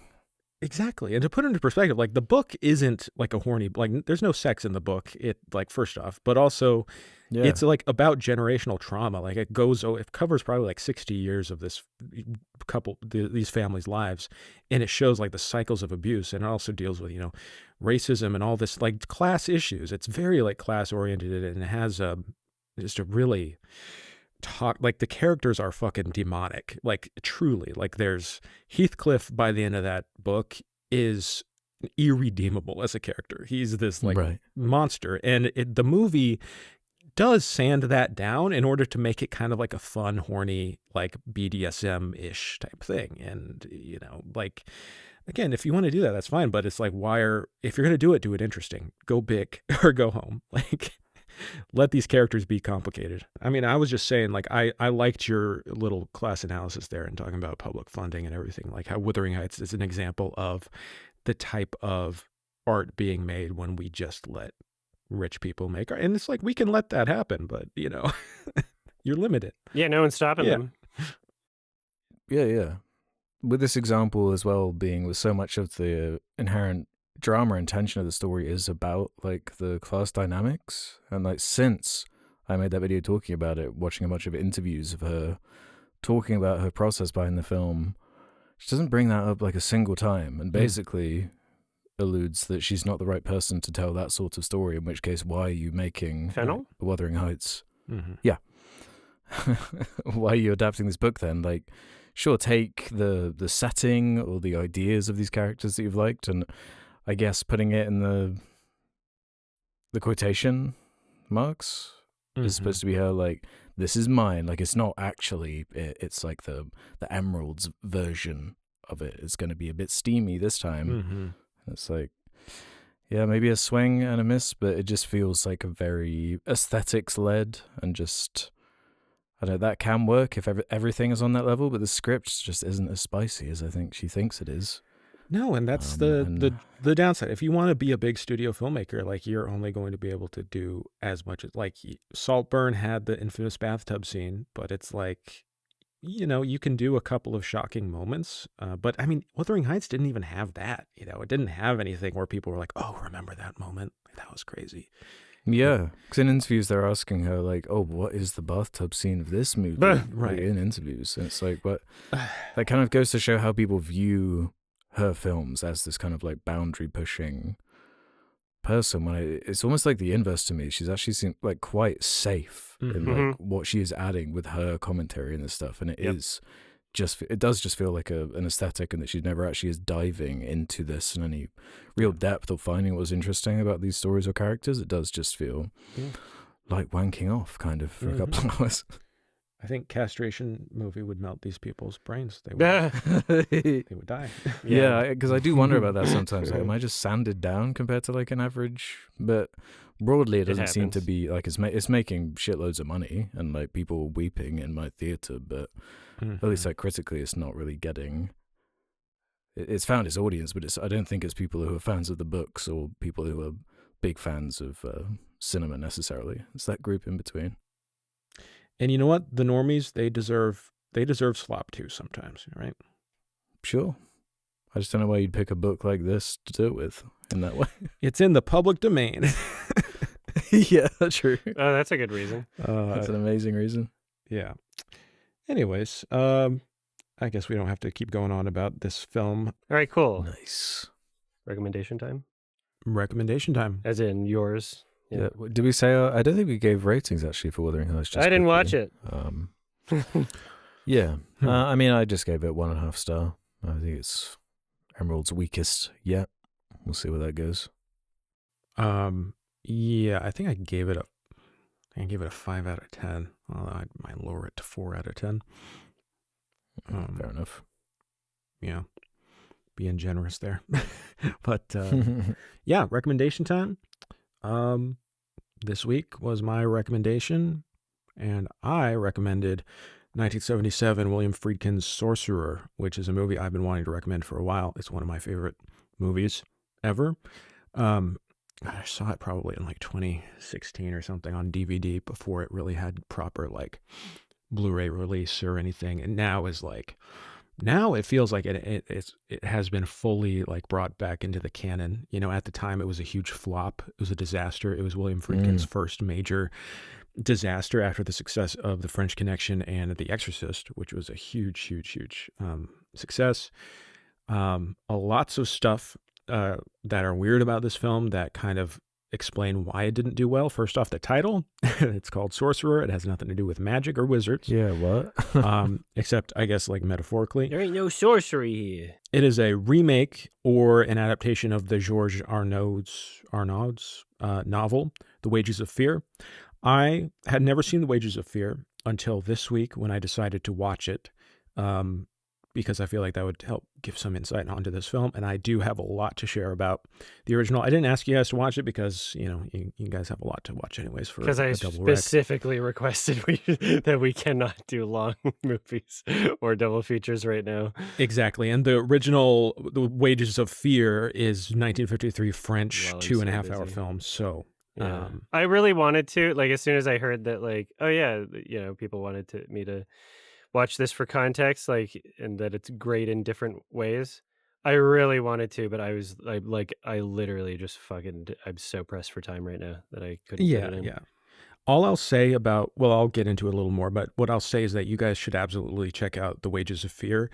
I was stunned, genuinely stunned. To me, The Wages of Fear is a 10 out of 10. Like, I was so shocked because I love Sorcerer, and I thought, well, I'm sure the original is kind of creaky and, you know, less intense than the new one. It is a thrill ride. The Wages of Fear is an incredible movie. It's way more character focused. So like you spend way more time learning about these guys. You're way more, it's very dark noir feel to it, but you really care more about their relationships to one another. So in that sense, I can understand like a beloved classic, The Wages of Fear, being remade in the 70s by this William Friedkin, who, let's be honest, is kind of a jerk. Kind of a dumb guy. You know, he doesn't listen to the studio heads. You know, he's this novice who found great success and he can do whatever he wants. And, you know, the directors are kings in the 70s. Part of the narrative is like the studio people were kind of waiting for Friedkin to trip. You know, they're like, let's let this guy finally be mortal, right? So this movie comes out. It's a remake of a beloved classic, and it's kind of different. And it comes out, I think, the same week or the same month as Star Wars. So lots of stuff set up for its failure, and it was kind of written off at the time. But now, yeah, it has Criterion 4K release. It's people talk about it as one of Friedkin's best movies, and I agree. So anyways, that's a lot of talking from me. What did you guys think of Sorcerer? Alex? Yeah. I don't know what was outside of the Vietnam War was going on in the 70s where all these filmmakers like, I guess we got to do some shit in a jungle. You know? Yeah. Got Apocalypse Now, Stalker, The Wrath of God, which we did, the Herzog stuff in a previous episode, Deliverance. And I guess now Sorcerer being one of these type of movies for me. Man versus Wilderness kind of adventure. Mm-hmm. I've looked at this film many a time on IMDb and just been so like thrown off by the combination of that title that you mentioned in the intro there. With like, what? Because Sorcerer like really does just conjure like a fantasy pun, like a certain fantasy. I guess you could make it make sense, but I do think The Wages of Fear is kind of a more fitting title. I'd love to hear an explanation as to why that was changed, or maybe it did want distance from the original film or the book, perhaps. But I did actually check out the 53 Wages of Fear. Oh, you watched it? I did. I just managed to sneak it in today. Oh, fantastic. So I've got this huge, like hours-long sequence of anxiety-inducing sequences of bombs being moved around in trucks. Yeah.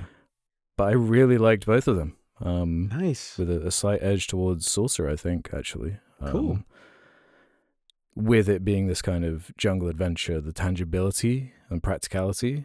Not that Wages of Fear isn't that, just what they were able to do with that kind of unhinged 70s energy of like, we're gonna just on the border of like health and safety and this kind of stuff. Let's just be in the jungle. Yeah. Yeah, it's like, let's just torture our casting crew and make something quite engaging, unique, and incredible at certain points. Like some of the best action like I've seen in a while is in Sorcerer. Yeah.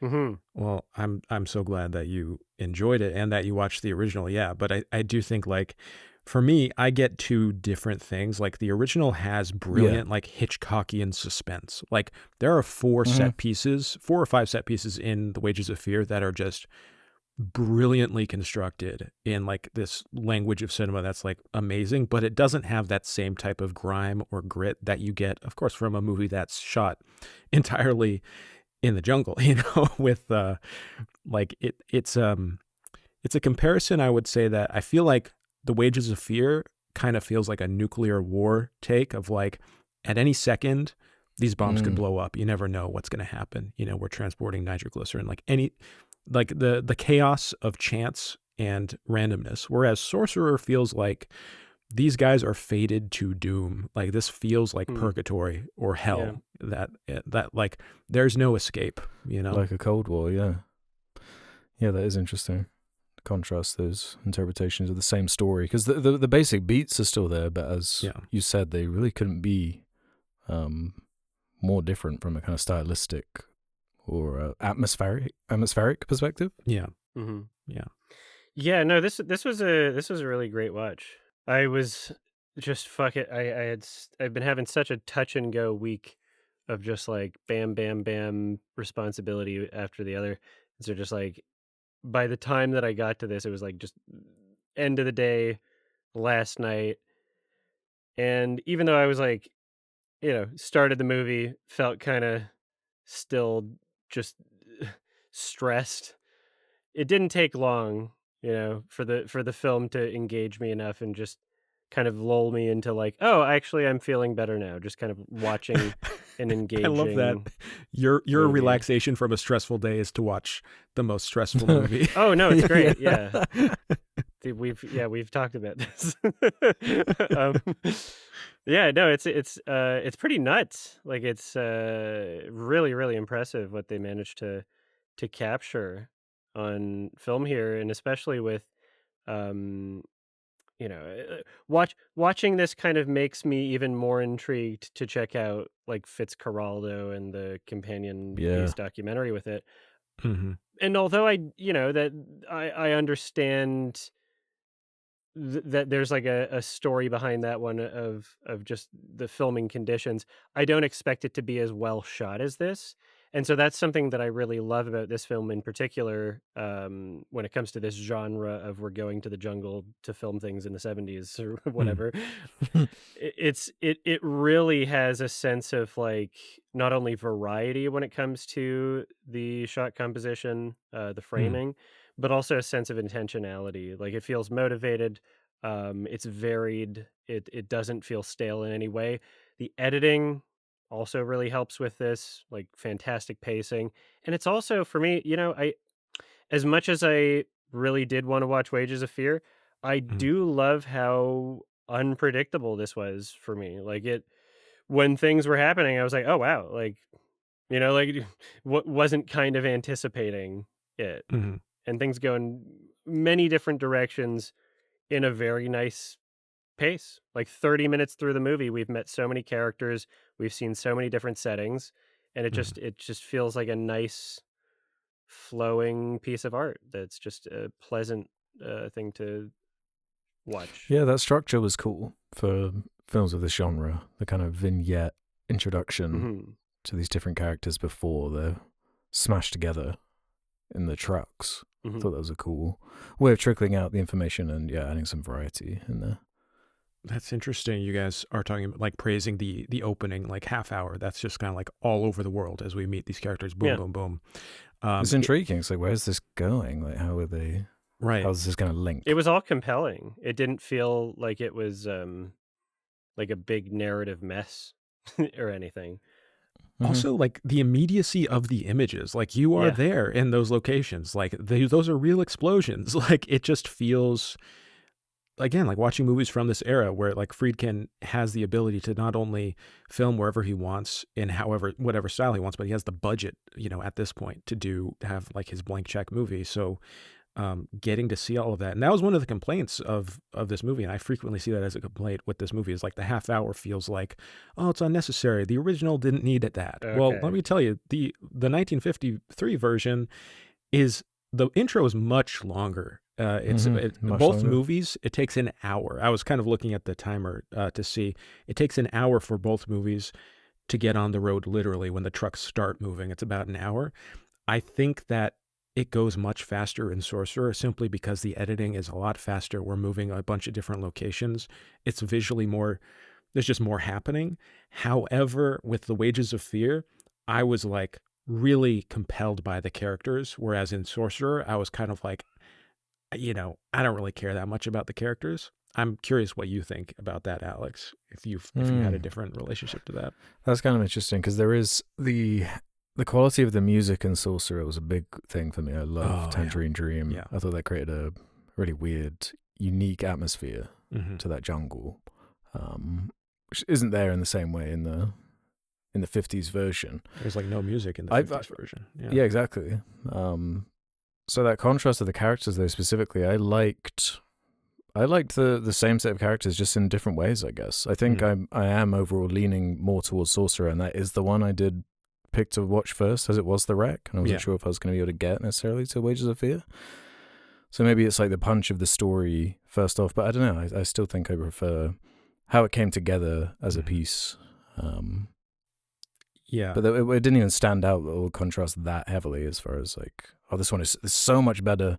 It was more of a, well, we're like deep into the 70s now, like technology. Just different style of filmmaking, a different style, well, different intentions. Like there's the charm of like the rear projection and stuff like that, and is more of an angle, on the dialogue and the characters interacting in that scene in the way where you don't get the same scale like you do in that.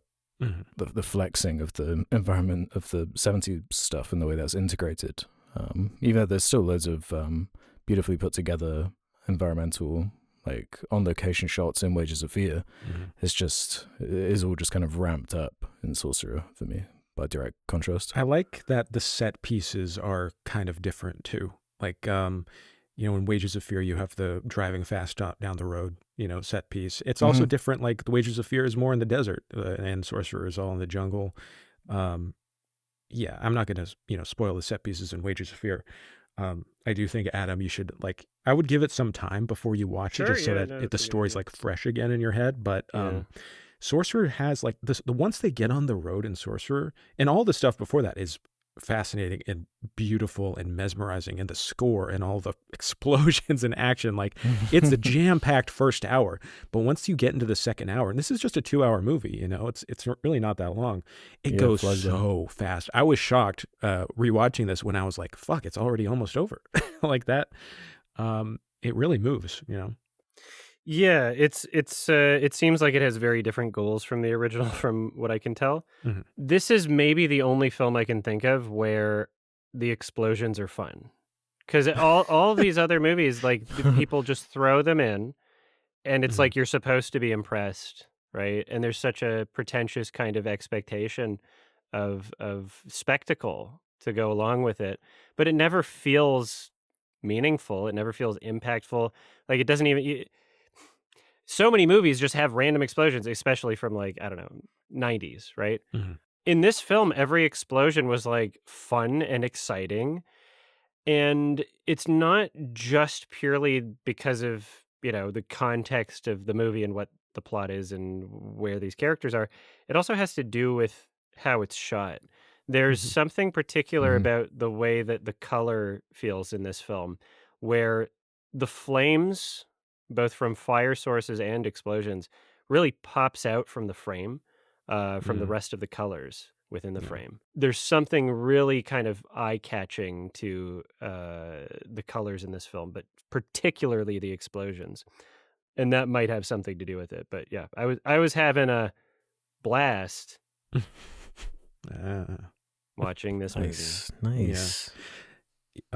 Yeah, the color is brilliant. Everything is sweaty. Like there is no shot of this movie that isn't covered with some kind of grime or layer of sweat. It's so sweaty. I love to in the Wages of Fear, they're given like proper trucks to drive. Like whereas in Sorcerer, I forgot, like they have to put these fucking trucks together. They're building the trucks, these guys. And like that montage with Tangerine Dream of them building the truck, like every shot Yeah. is so gorgeous of this grimy, broken down, disgusting monster of it. Like the trucks are characters in themselves. They feel like the way they're designed and like the art direction, it looks like they have mouths. Like they're Yeah. Yeah, they got personality. yeah. Yeah. Yeah, honestly, like, I wasn't sure. The Criterion cover of it is such an extreme close-up that I wasn't really sure what that was, beforehand. Mm. It almost looked like, okay, that's like a painting of a truck even. Yeah. Yeah, It's like a it almost painting. looks like a face sort of thing, Right. like, Right. almost like a totem pole style face, Yeah. you know what I mean? I think like on this watch, I was thinking a lot about like this idea of we are in hell, and it's all these characters from different countries, but they're brought to this unnamed, unknown town that clearly has some kind of like dictator that is being propped up, by Western countries or whatever. We're in an oil town where like the political analysis and the critique is a lot more on the nose in Wages of Fear. You have like the dumb American guy who's just like, I don't care about these bastards. We gotta go blow up this, we gotta go fix our oil pipeline, whatever. And in Sorcerer, it has that too, but I just kept feeling this sense of like, this is the hell that we have created in the global South. Like this is like Right. all the posters of the dictator in that town. The sequence that moved me so much watching this and is so shocking is after the explosion of the oil pipeline, and they bring the bodies back of all the workers there in the body bags, the charred corpses and the silence of these people and just the crinkling of the body bag as they're bringing these guys out of the truck. And then it's so deeply like immediate, and this like full depiction of a real hell that has been created in Latin America. So Yeah. But also kind of tactile and believable. Especially the way it was shot and put together, with the way like extras were used in tandem with the actors, in Love. It yeah, makes it kind of feel organic and believable as an environment. And I noticed that too with the Wages of Fear, when they were talking about like, oh yeah, Americans will just go wherever there's oil and this kind of stuff that wasn't really mentioned in the same way. yeah, It kind of feels like, yeah, that is the French kind of way of interpreting this kind of story, mm-hmm. whereas the Freak and kind of Sorcerer way is a different flavor, a different angle. I like the way you put it. Maybe pointing inwards a little bit more. Yeah, I love that. There's some great dialogue scenes in the original, and I feel like Sorcerer though would work if there was no dialogue. If Sure. if it was just all visuals. Yeah. It's just that kind of film. Like you just don't need it. And and we can get, I don't know, do you guys want to get into spoilers and talk about some of these specific Sure, like, yeah, set yeah, yeah. pieces and Yeah. everything? All right, so the bridge sequence is like the standout. That's like the thing Yeah, that it's everyone crazy. talks about. It's insane. It's Love it. totally Yeah, insane. it's incredible. You just can't believe what your eyes are like registering because it feels so real. Like, not, it's almost like this movie was made at the perfect time where they had the means and the budget and the balls and like a director insane enough and enough cocaine to be able to be like, let's go out and film this. Not enough regulation yet. Well, like actor safety. Like, let's just do it real. Just fucking do it live and film it. And they had like a rig so that they could sway the bridge and everything, and huge wind machines and everything. But you forget like how the immediacy of weather is so powerful in cinema, and you don't have that anymore because it's messy and it's time consuming and it's expensive. But when you're actually putting money into like what you see on the screen instead of doing it in post, like, yeah, you get sequences like this. And the choice of the shot composition and the direction, where you get some POV shots of like the guy directing the car over the bridge, you know, as he's like looking down into the water. It's just, the choices are incredible. And then they do it twice, you know, so it's, it's crazy. Yeah. I do want to mention about the soundtrack, the score, Tangerine Dreams. Mm-hmm. It's not overkill. Like most of the film doesn't have a score, but when it shows up, it not only feels so interesting to hear and kind of ahead of its time as well, for sure. Yeah. Like it doesn't feel like a 70s score. It feels like closer to like a mid 80s score even. But it also feels so versatile and distinct. Each track that appears in the film is like, oh wow, you're doing something entirely different, and it works really well. So loved the score. That was a really standout feature to me. It added a lot. Great to listen to. Yeah, the score is incredible. Those shots of just the plumes of fire going up with that score, it is this kind of dreamlike vision of hell, and it kind of gives this surreal quality to a movie, which is interesting because it's such a tactile movie. It's so tangible, and the suspense sequences are so well directed and like storyboarded basically, but it never feels storyboarded or you know, like choreographed, because it has that also documentary immediacy. Like Friedkin has this ability also in like The Exorcist and his other movies, where it has this like Hitchcockian sense of suspense and clearly was meticulously planned, but he's not so like possessive of the frame, so that like you have this shakiness, this unstableness, like everything just happens to fall into place perfectly. And it is just amazing. Like I'm thinking of the tree sequence when the tree is blocking the road and having to pour the nitroglycerin out and blow up the tree. It's just love that sequence. Oh my God, it's so good. Yeah, just the whole underlying tension from that simplicity. Like it's such a simple, like keep it simple, stupid idea with all the kind of complexity coming from the editing, the way you put it together, the sound design, the close up of the wheel snapping through the wood, and the way it's all kind of put together.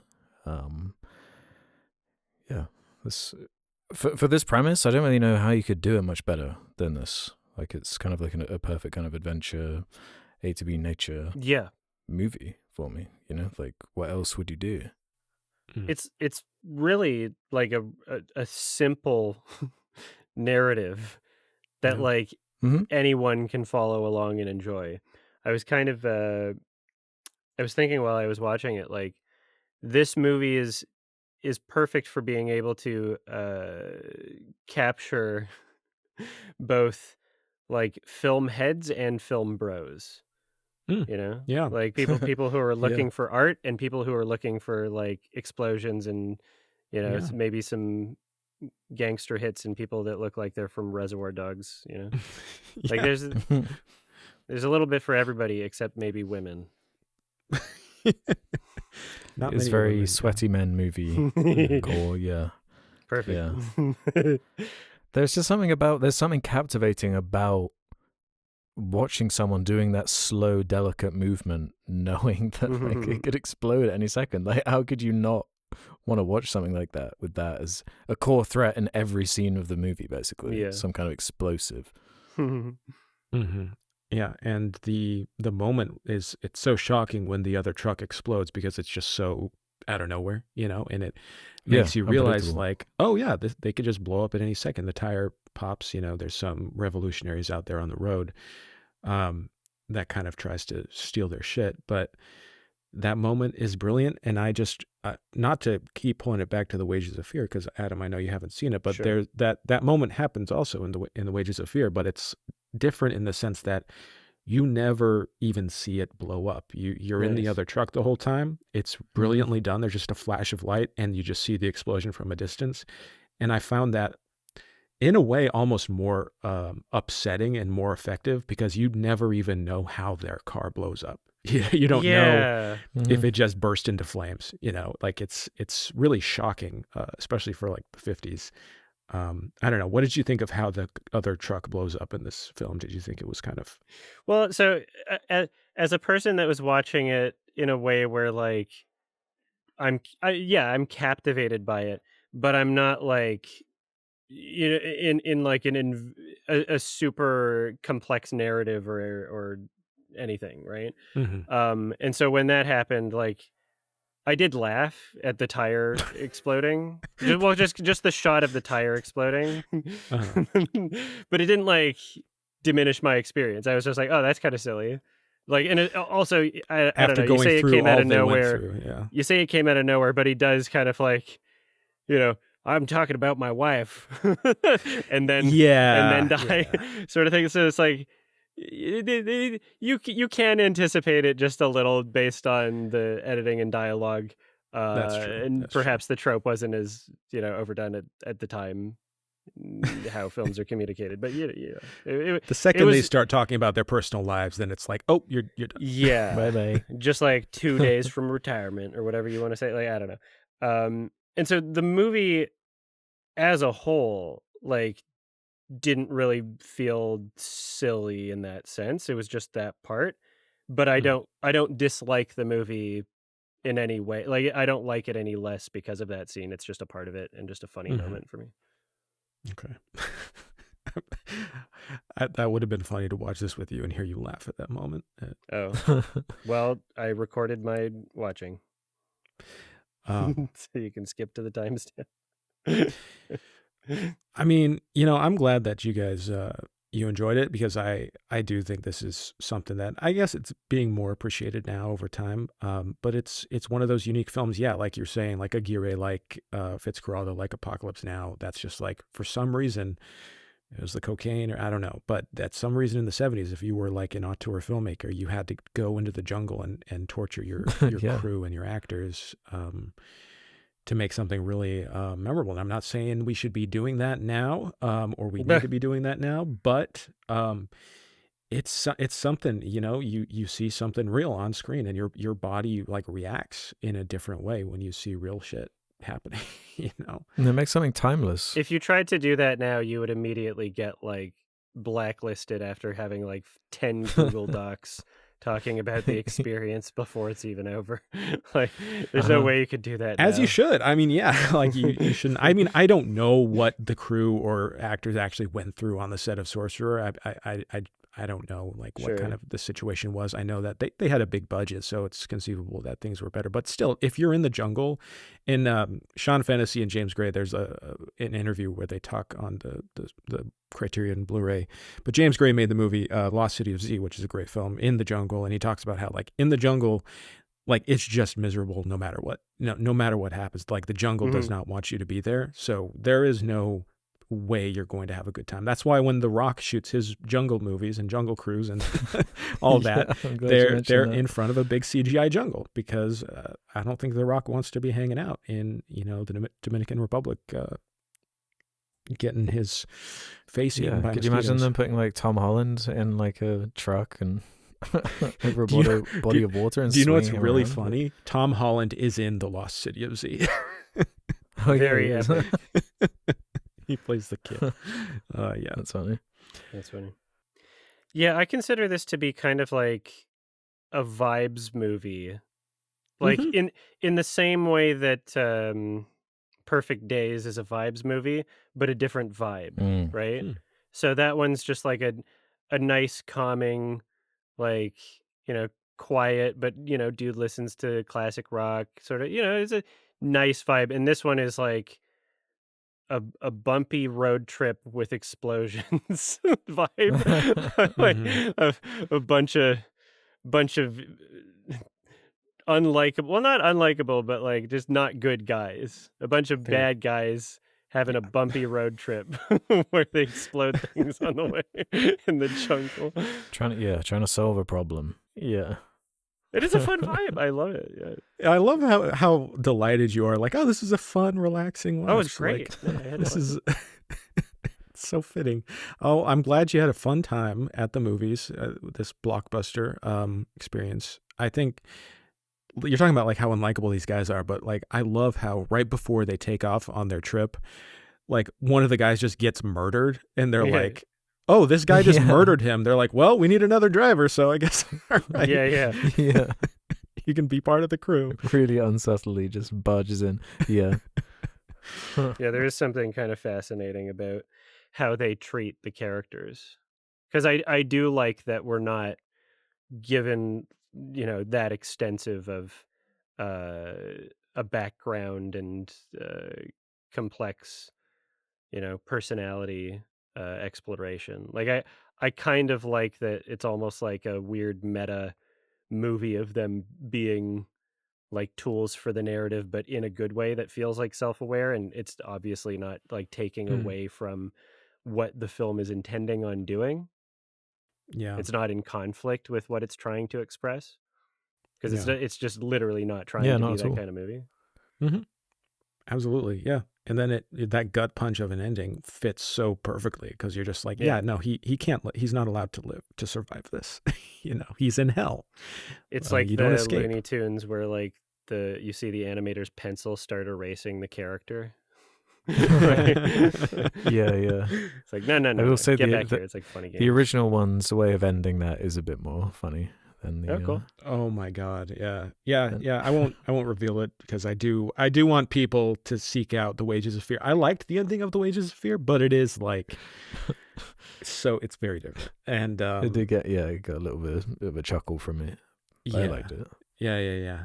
No, I really, people need to check it out because it is, while the same premise and like the same plot beats, it is completely different, and different set pieces too that are equally, genuinely just as thrilling and intense, if not more so. And I'm saying that for a movie that came out in 1953, because again, The Sorcerer is, yeah, like you're saying, Adam, a vibes movie. It's about the atmosphere and that the music and the grime and almost that music video feel where it's like there's a lot Hmm. of that editing. A lot of it is put together in the edit where Yes. you Yeah. give a lot of montage, and that's non-existent from the 53 version. So yeah, I'm just grateful to have these films. They're both incredible masterpieces in my opinion.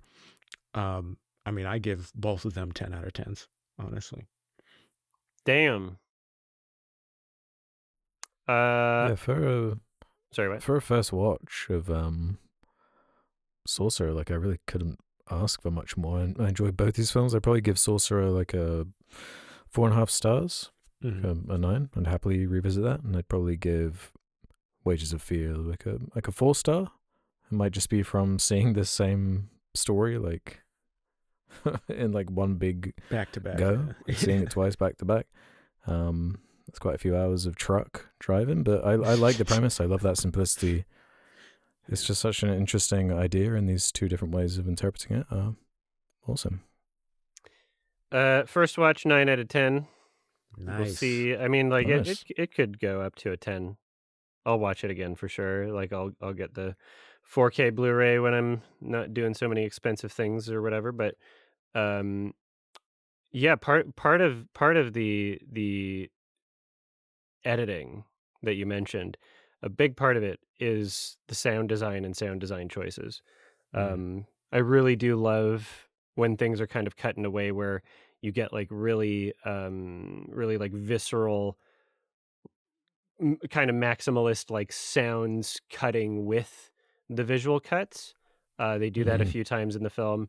There's other intelligent choices like, explosion, or sorry, no, it wasn't even an explosion. It was like a gunshot in the jungle. Makes a loud bang, yes, but they also remembered to have the sound of monkeys freaking out in the background, and you never see them, but it adds to the character of the environment, and it's a realistic thing that would happen. Like, of course, yeah, animals would be freaking out, and they don't draw attention to it. It's just a nice part of the overall sound design and soundscape. Um, yeah, really, really great, well-made stuff. Very few issues I had at all. Nice. I'm glad you pointed out the sound design because I know you're a stickler for that stuff, and Friedkin was like obsessive over the sound design, and I didn't watch it with good speakers or anything, so I would like to one day with like nice audio system. Yeah, do you guys like other Friedkin films? I know the big three are French Connection, Exorcist. You guys have talked about The Exorcist on the podcast. We haven't talked about The Exorcist on the podcast. Not on its own episode. Oh, I saw it a long time when I was a little baby. Little baby. So I don't know. I would have to definitely rewatch it as an adult in order to have like a proper opinion on it. I don't think I've seen French Connection yet. That's on my blind spot. I saw Cruising a while ago. That was fun. Nice. Is there another Friedkin that I haven't seen that I should? To Live and Die in L.A. That's another big one. No, yeah, that's another one. Yeah. Oh, no, wait, no, I did see that. I give that a 7. Yeah, that's why I got confused, because earlier I thought I might have seen the French Connection, but no, it was To Live and Die in L.A. That was good. The most forgettable out of the ones that I've enjoyed from him, though. It's another vibes movie. It's a great visually. Yeah. Fantastic Right. film. Yeah. I think this is my 4th Friedkin with Exorcist, French Connection. I saw Killer Joe. Oh, weird. Like 20. I haven't seen that. One of his later ones. Yeah. It's like early 2010s or something. He hasn't been good in a while. Did I say French Connection? Yeah. And then, Sorcerer. So there's still a couple of big ones to see, but I like what I've seen so far. All right, cool. Yeah, I mean, I feel like The Exorcist is a no-brainer. We gotta watch that at some point. Yeah, this movie was like imperfect days. Shout out to movies from the 70s. I like 70s movies. Yeah. I think I'm more likely to enjoy like a film that people are saying is good from the 70s than I am from like the 80s. Yeah. Me too. There was something in the air. It's probably lots of drugs. Well, it was before Star Wars like ruined everybody's brains and got people to start enjoying slop that's not even good. Also, it was before Heaven's Gate, which is, off remarked as the moment the studios shut down all of the directors doing whatever they want bullshit. Oh. Yeah, there was just a level of freedom and like respect for the auteur doing whatever they want. It was before fan movies. Kind of, yeah. Yeah. IP slop. Thanks, George Lucas. But then again, now considering where we are in the 2020s, you look back at the 80s and a lot of the studio slop looks amazing. It looks like the most gorgeous films and like creative. Like it's funny now. Yeah, the ones we remember, yeah. The ones that we, E.T. and all the movies bias. that we like, and Indiana Jones. But in hindsight, when you look back at older decades, you're just filtering for the stuff that's good. I mean, also the 70s, there was unimaginable garbage, being produced every year. I feel like I would enjoy unimaginable garbage from the 70s more than like a lot of other decades. There's something charming about the 70s in terms of like the filmmaking technology, right? Like the audio and the film stock even. Cameras getting smaller. Yeah. There's something that I like about it, and just the way things are edited together. I guess also in terms of like effects work, like practical effects and like compositing and etc. Yeah. It's also the first decade, when you think about it, of like directors who went to film school getting into the industry. Because before then, it was all directors working up through a studio system. And then now it's like you have Spielberg and Coppola and Scorsese and guys who like studied film in a totally different way. Yeah, that's kind of interesting. I do kind of want to point out, there's something, even in Sorcerer, there were like a couple extras in the movie that were black. And there's something about 70s film stock where it just does not pick up black skin very well. Mm. Whereas, like, at the Right. beginning of one shot, it's like I don't even know a person is there, and then just suddenly like, oh, okay, that's what the fuck? We hadn't figured it out in terms of like capturing that on film with lighting, especially. Like it's just Like, it yeah. was an issue with film of that generation. Turned people into fucking Cheshire Cat. Mm. True. Yeah. Right. It's interesting how that was definitely an issue in the 70s and still is kind of an issue sometimes, although for different reasons. I mean, now cameras are actually thinking about that. Like people, the Yeah. the production is now considering that there might be more Be than one different skin skin tone that tones. Yeah. exists, Yeah. which is great. Like Mhm. it's great that that's a thing that people are thinking about now. Now everyone is equally hard to see in a night scene. Yeah.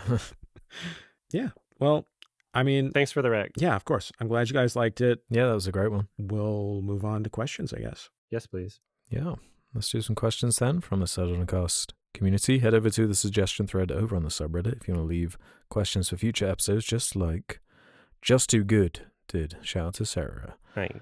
Criterion announced today that K-pop Demon Hunters and Frankenstein will be a part of the collection. The film community online seems to have mixed reactions with this news. What do you think about this announcement? So, people are upset, I guess. My reaction is, do you want Criterion Collection to exist as a company for the next 5 to 10 years? Yeah, it'll certainly, it'll probably instantly be their most sold, Yeah. like Blu-ray. I'm happy. Yeah, but you have to remember, like, they have some random stuff on there, right? Like, doesn't Armageddon has like a It did. Criterion? Classic. Not anymore. So it's like Out of print. But Okay. yeah, it's officially in the collection. And The that's Rock. funny. Yeah, it's like if you want them to keep doing cool restorations of movies that no one's heard of, like then they're going to have to make some concessions to this. And it's not even like that they're bad, horrible movies that don't belong in the Criterion Collection. I think people get hung up on the idea of the Criterion Collection only, releases great films. And it's like, no, they're just, one among several, getting the rights to certain films and releasing them in their own versions. It's like I don't. It's not some kind of like mark of high quality. There's plenty of shitty movies in the Criterion Collection. Yeah, it's always seen as a stamp of quality. I mean, it's not, but there is kind of like I understand the argument that there is kind of like an implication based on the way that they've named their company, like it's a collection rather than like just a that's like what is this other one called?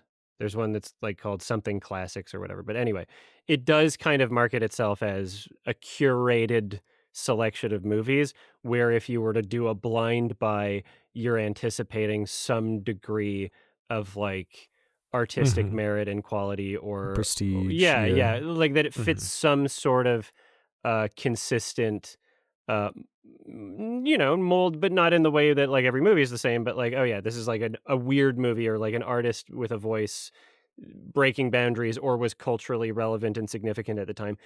These are Well, new releases. I don't think Frankenstein is going to be talked about much in the future, sort of thing. but Guillermo del Toro has like a spotlight in They love Criterion, him. like Wes Yeah. Anderson. He Yeah. gets his movies in there, and K-pop Demon Hunters is a huge phenomenon. That's Yes. culturally relevant. Yes. Yeah. It's not like a boundary breaking film and it's not like, taking a lot of risks or anything. But it is something where like I don't know, maybe I'm just dreaming, maybe this is just like speculation. I'm hoping that this might just be a situation where it's like a good faith continuation of a relationship between Netflix and Yeah. Criterion because I like that there's a marriage story Criterion, right? I like having physical media of anything that would only ever be on a streaming service otherwise is a good thing, whether that's Yeah. Criterion or something Yeah. else. So I like that, it doesn't have to be Killers of the Flower Moon. It doesn't have to be, like an art housey film. F1. But I'm hoping that with this relationship, Yeah. and if they're both mutually benefiting from it, hopefully that means that Criterion will be able to convince them to do some other titles. Like I would love some kind of physical release for I'm Thinking of Ending Things, right? That's a Netflix film. Like it sucks I don't have a physical release for that. Like I wish. But we'll have to That wait still and has see. nothing. That's so Yeah, so yeah, it wild. sucks. Hmm. So yeah, it's I understand the argument, but the reality of the industry makes it so that it's not like a thing that I could be mad about, really. Mm-hmm. No, whatever keeps the lights on. And yeah, I mean, these are movies that are getting a physical release. I think that's cool that Criterion is a place for that, where streaming services are like, hey, let's give this a physical release. And then, yeah, and then this is funding however many fucking, smaller films and unknown films that get restorations and get releases. So I'm like, do what you got to do, man. Keep the lights on, please. Yeah, it would, and also, I'm sure there's like a bunch of film heads that might even just love kind of the almost kind of like ironic meme nature of owning a K-pop Demon Hunters Criterion Blu-ray. Yeah. Oh, it's going to sell so many copies. Like one of the things that Matt Johnson has done historically, he used to do it a lot more, is he would make like fake Criterion DVDs and Blu-rays of his own movies that are just clearly not authorized. And so it would be like, for the Dirties, he had a whole bunch of different parody covers for it. The DVD release of the web series that is out of print had a fake Criterion thing. So like, there is like a level of like memeability to it, and yeah, it's fine. It's fine. I wouldn't It's be fun. surprised at this point if Nirvana, the band that showed the movie, got a Criterion release, honestly. I would love that. Neon, That'd be really do perfect. it. Make it happen. Yeah. Does Neon have any Criterions? I'm sure. Parasite. Right? Oh, Anora. Anora, that's Anora and Parasite. Parasite, yeah. Yeah. Recent Criterions, Yeah, so it could happen. Sentimental value, it was just an accident. Yeah, here we go. Yeah, they got a bunch.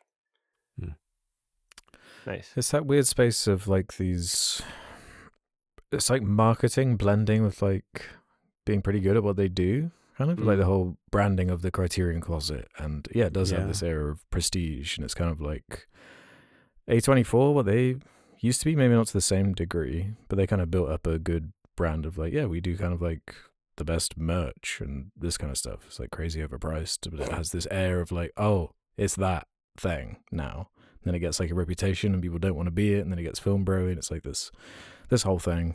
Everyone's arguing. And it's a gateway drug. Like the reason why I got into film, True. honestly, was like the Criterion Collection, because I'm looking at this in these DVDs and Blu-rays and going like, oh, let me try this because it's part of the Criterion Collection. I'm learning about cinema and all these different directors. Like it's super valuable. Yeah, honestly. Well, I do. Yeah, I want to see fucking House Party. Mercy, CP in the Criterion Collection. Ew. Madagascar. Criterion, yeah. I should watch House Party. Yeah. All right, next question. Let's do this one from Jesus. Sorry, Jizzes? Jesus, yeah. Nice. Like Jesus, I guess. No, that's great. Jesus says, to what extent do the conditions under which you watch a film, cinema versus home, alone versus with others, influence your evaluation of it? Are there any movies that you thoroughly enjoyed at the cinema but hated at home? It's obviously going to have an effect. Yeah. Like a Midnight Madness kind of vibe is going to be different to seeing something serious at 12 a.m. or something. But as far as like something I hated to that degree, that contrast, No.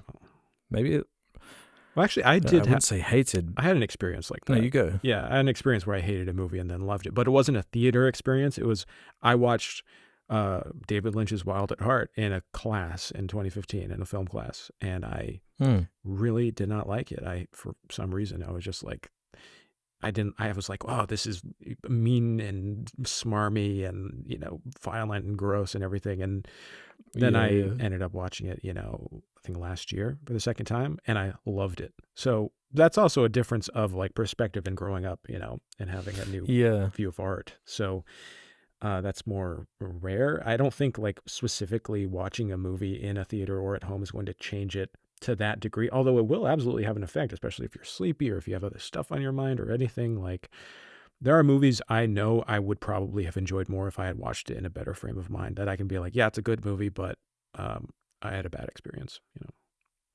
Well, yeah, I mean, like, it's not to me, I wouldn't say that there's anything that would make the difference between, like, love and hate in terms of how I'm rating the film, but it could be how I rate my experience with the film. You know, like, there's plenty of movies that I save for watching on digital on my watch alongs channel where I can Mm. voice my perspective out loud because I kind of know it's going to be the type of movie where if I'm in a theater, I'm just going to be saying, get me out of here in my head the entire time, Yeah. feeling trapped, not being able to express my gripes with it because there's people I don't want to disturb. And then also, like, you know, do I walk past everybody? Do I fucking like leave the theater? Like, some things are just so much easier to digest in like an at-home environment or even in a like quasi social environment. But it really depends on the movie. Like, I love the theater experience. You know, I'm obviously championing doing that for Nirvana, the band, the show, the movie, and tons of other films like, you know, Surratt is even something where I would say, like, watch it in a theater, right? Like, it's got Mm. really great sound design and, like, powerful, you know, like if you're listening on really good speakers. And also, you know, it doesn't even have to be a comedy where the audience can play into your experience with the film. It could be a serious movie where, like, the deafening silence of a Mm. moment is, like, part of your experience, and Hmm. that's, you know, it shapes your perspective of your experience of the movie, but not necessarily the movie detached from the experience. And if you can differentiate between those things and just be aware that those both of those Mhm. things exist simultaneously, then you're fine. I have an interesting variation on this question is like, are there movies that you don't want to see in a theater that you have seen at home that you wouldn't want? Because I have Mercy. had that experience, okay, where I like the movie Ron. I love the movie Ron. It's a great Kurosawa film. I saw that at the Castro Theater in San Francisco one time with a pretty full crowd, and they were not able to deal with the tone of it. Basically, they Weird. were laughing at What the scenes that were supposed to fuck? be dramatic. Yeah, Really? No, yeah, that happens so much. because it's, oh, they're Japanese actors and they're acting big and they have big expression, That's you know, lame. that Yeah, sort why of. are they even there? So there are movies like that, and I've heard about rep screenings of like Blue Velvet, David Lynch movies especially, where people can't deal with the tone, you know, and they laugh at things that are Yeah. not supposed to be funny, and that would drive me. It made me so pissed. I hated that experience of seeing Ron. It fucking ruined the experience because people were laughing at inappropriate times. So that's something I hadn't really considered until that point, where it's like, yeah, some movies I don't really think are better in a theater unless you have a really good audience. Exactly. It can really fuck it up. I would say any movie is great in a theater as long as people aren't fucking like inconsiderate and disruptive. But at the same time, I will say, like, as a person that often has emotional experiences that are not aligned with the emotional experience of those around me, right? Mm. Mm. I've thoroughly thought about, like, you know, what are the ethics of, like, laughing at something in a movie, right? Because if these people are genuinely laughing and that's just their emotional experience and reaction to it, then, you know, technically that's no different than them laughing at Nirvana, the band, the show, or like a comedy movie. There could be, you know, depending on the person, like, I guess an elevated consideration for, is this something that I think other people will be taking seriously? Maybe I should try not to laugh very loud. But if the entire theater is like that and you also feel that way, then it kind of gives you permission. Then you're not even really thinking about, like, the one out of 50 people or whatever that might be thinking, like, ah, shut up while everybody else is like laughing. You might just be thinking, oh, yeah, this is a communal experience where we're all sharing the same emotion. It Right. happened to me in like, fuck, what was the movie? Like, I think Force Majeure, which is a funny movie, but, like, the crowd was Mm. literally, I swear they were laughing because they found their accents funny more than anything, and so every line Right. was like, "Ah!" I'm like, "No, this one's kinda serious, though." Like, this moment's kinda sad. And so I understand exactly what you're saying. Um, but yeah, at the end of the day, it's like something like laughter you can't really help that much. Like Mhm. I laughed a little in Iron Lung. Like I couldn't help it. like I just it's wanna just it's a live. thing, and I just can't. See, So I'm used to it for like horror movies, but for like seeking out a screening of like a Kurosawa classic I and know. like being thrown off by that's strange. yeah, Whereas, I like, do not there's an understand. interesting conversation to have. yeah, And it was quite a few people who were I'm just like, Yeah. guys, can you not like read the tone of a film? I do think it is just like an immaturity level of people who aren't like, I mean, yeah, it's annoying, Yeah, you but never also know. you never know. You never know with an audience. Sometimes it enhances a movie in a lot of ways. I Exactly. saw a lot of Altman movies that I'd never seen with an audience. With an audience, when the AFI in LA, they did a screening of a bunch of his movies, and I saw Nashville, I saw Shortcuts, I saw Three Women, and the Three Women, it like enhanced a version of that movie because there was so much more laughter than I expected in a good way. And it made me Good. realize that the movie was a lot funnier than I expected, that it was okay to laugh at some parts of Yeah. it. However, a movie like Shortcuts was way darker and more disturbing. Like I heard people gasp and like groan during moments when I was like, oh, wow, yeah, this is kind of fucked up, So it totally depends. That's the live experience. That's what is great about movie theaters is that there's that unpredictability where you're really engaging as a group, whether you realize it or not. Yeah, you're sharing in a social experience, Yeah, totally. even if you're all silent. Like That's that's part of it a too. part Yeah. of it. Yeah. yeah. It's why I could watch like an aggro drift with the whole Grift. crowd, and it like That was makes a it like great a 10 Freudian out of slip. yeah, that was amazing. Kinda works. It is a bit of an aggro grift. Yeah. But that's the experience was like a 10 out of 10 when the actual film is like unwatchable garbage. What was the latest one? What was the baby one? Yeah. Yes. Yeah, Baby something. Baby Invasion. Baby What was it brain. called? No, it was Baby Invasion, right? Baby Okay, It's yeah, like that with the crowd probably would have been funny. I wouldn't have mind seeing that with the crowd. That would have been funny. Yeah, but I watched that on Yeah. my phone carrying my son as he napped, so like, Yeah, it's not as funny, is it? very different. Yeah, you got the 4D experience. You held a I baby did, for yeah. Baby Invasion. Jump scare. I like calling it Aggro Dr. One Foot at this point. 'Cause that's how it's spelled. That works too. Yeah. Just as elegant. Fantastic four. Fantastic. Oh yeah, Fan Four Stick. That's what it is. Yeah. Okay, next question. Yeah, let's do this one from. Let me find a good one. Oh, Untrupid Ad says, "Hi guys, thank you for your individual content as well as this podcast. Big fan. How did all of you grow up in relation to religion? Did your family pray before every meal? Just go to church on Christmas, or not really participate at all? Thanks again for all the laughs and recommendations."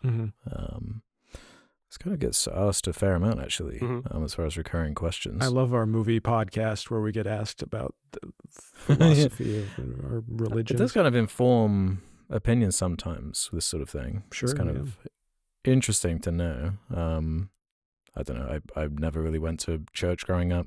I guess like at school, you would pray in assembly and stuff like that, but I wasn't raised religious or a regular church goer for sure. No, neither have I. I mean, I didn't really, movies were my church. No, I think like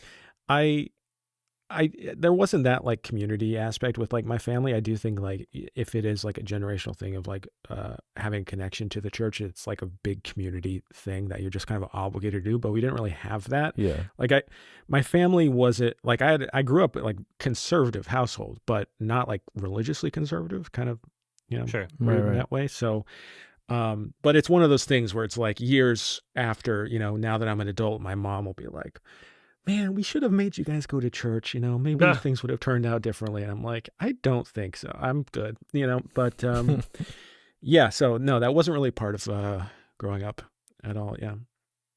Adam? Yeah, my parents, raised us Christian Lutheran, went to church, did the whole fucking youth confirmation thing, went on like other retreats and summer camps and all the nonsense. How did that work out? And yeah, didn't stick. Probably did some damage. Probably not the best mentally healthy thing to have a queer person kind of grow up, believe in Mm-hmm. God, and believe that God hates them at the same time. Mhm. Um, but yeah, I mean, like it was a weird thing, and just I guess like yeah, culturally, I was in Alberta, the Mm. Texas of Canada. Um, and yeah, I grew out of it, and it's an interesting perspective to have because Mm-hmm. there, I don't forget the, I guess kind of, almost like emotional and like meditative, aspects of like religion, like prayer, close your eyes. A lot of religions involve things that are, um, kind of like beneficial to the human brain, but just with the label of this is from this specific religion when a lot of religions do it. So, like, something like people singing together in groups has been Sure. Mm-hmm. shown to increase, a sense of belonging and community, right? So, tons of surviving religions have like hymns and songs, right?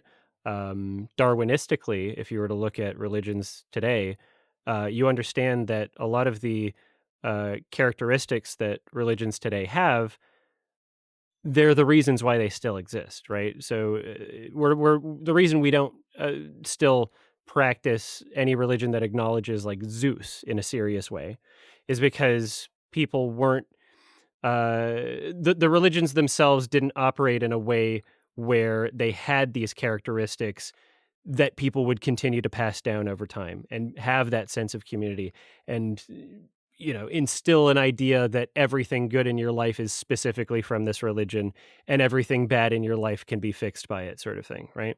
Mhm. Mm-hmm. So it's an interesting thing to have experienced firsthand and know what it's like to believe in that as well. And it's also kind of just like weird and eye opening when you're out of it to kind of retrospectively, look at some of the hymns and some of the chants verbatim saying things like, we are not worthy. like we worship you, Yeah. like like just literal in unison chants of subservience to higher powers, including the church, right? Like is obedience a virtue? Like when you take a step back and just realize what the fuck like you're saying, and the Mm. fact that they get children to do this from an age where they're not even thinking about the words and just have them repeat it up at like throughout their entire lives, like, okay, yeah, like we can see why religion persists to this day. That's fucking grooming, right? Like look quite literally, right? So yeah, it's weird, it's eye-opening, and yeah, it was a weird experience. Mm. It's part of my life, Did I grow guess. Yeah. did growing up Lutheran, do you feel like that has affected how you view art and like Mm. do you have like a different sort of connection or like to film and art and the art that you make and like the creative process? Oh, yeah, well, if I didn't have a bad experience with religion, then Prince of Egypt would have been a 10 out of 10 instead of a 5 for me, so, um, That's what I meant. Yeah, yeah, yeah. I yeah, was thinking about obviously. Prince of That's what Egypt. this is all Yeah, about. yeah. Yeah, that's what I was trying to get this together.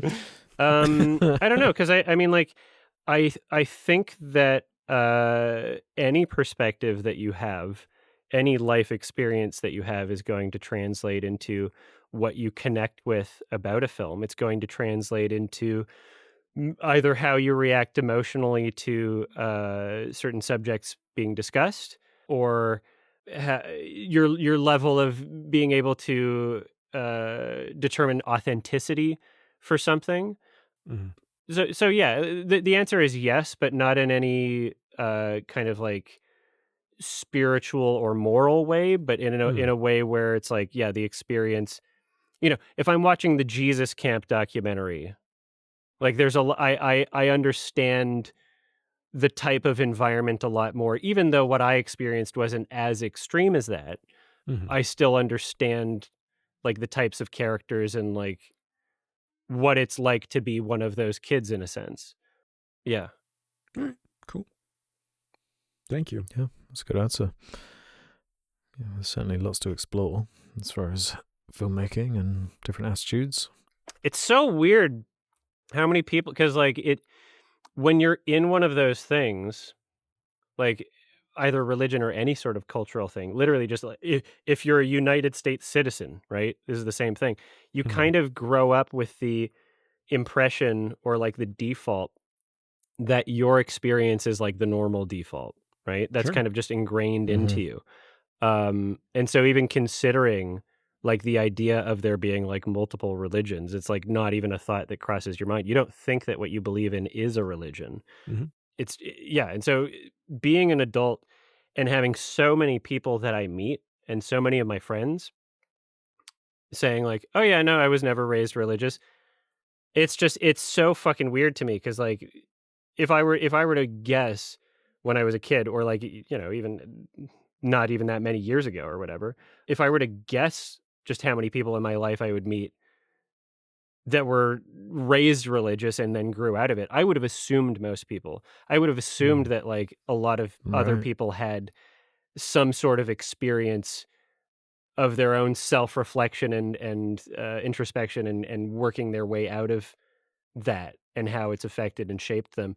But no, it's just a lot of people that are more well-adjusted than me didn't have that experience. Mm. So It is wild because like even when like let's say you reject religion or you don't believe in it, the process that your mind goes through and the habits, are ingrained in you that are like hard to unlearn, and they affect mhm, how you do lots of things and interact with people and view art and everything. And like I was at an interesting, like I didn't grow up super religious, but I had I would have told you as a kid, I'm Christian, I believe in Jesus and everything, but we Mm-hmm. don't go to church regularly or mhm. anything. We don't do any kind of religious practice. We don't even talk about religion at home. It's just a cultural label and Yeah, identity. exactly. Just like boring Protestant, whatever. So I would say that, but, there was a time, when my parents were getting divorced and I was starting high school when I was like, I need something, anything, and I Mm, was like flirting and talking to my Mm-hmm. other friends who were religious, and I'd be like, can I go to church with you? Can I do this? And I was interesting. at a precipice of a moment that's just like, maybe I'm super Christian, maybe, maybe I need Jesus to help me.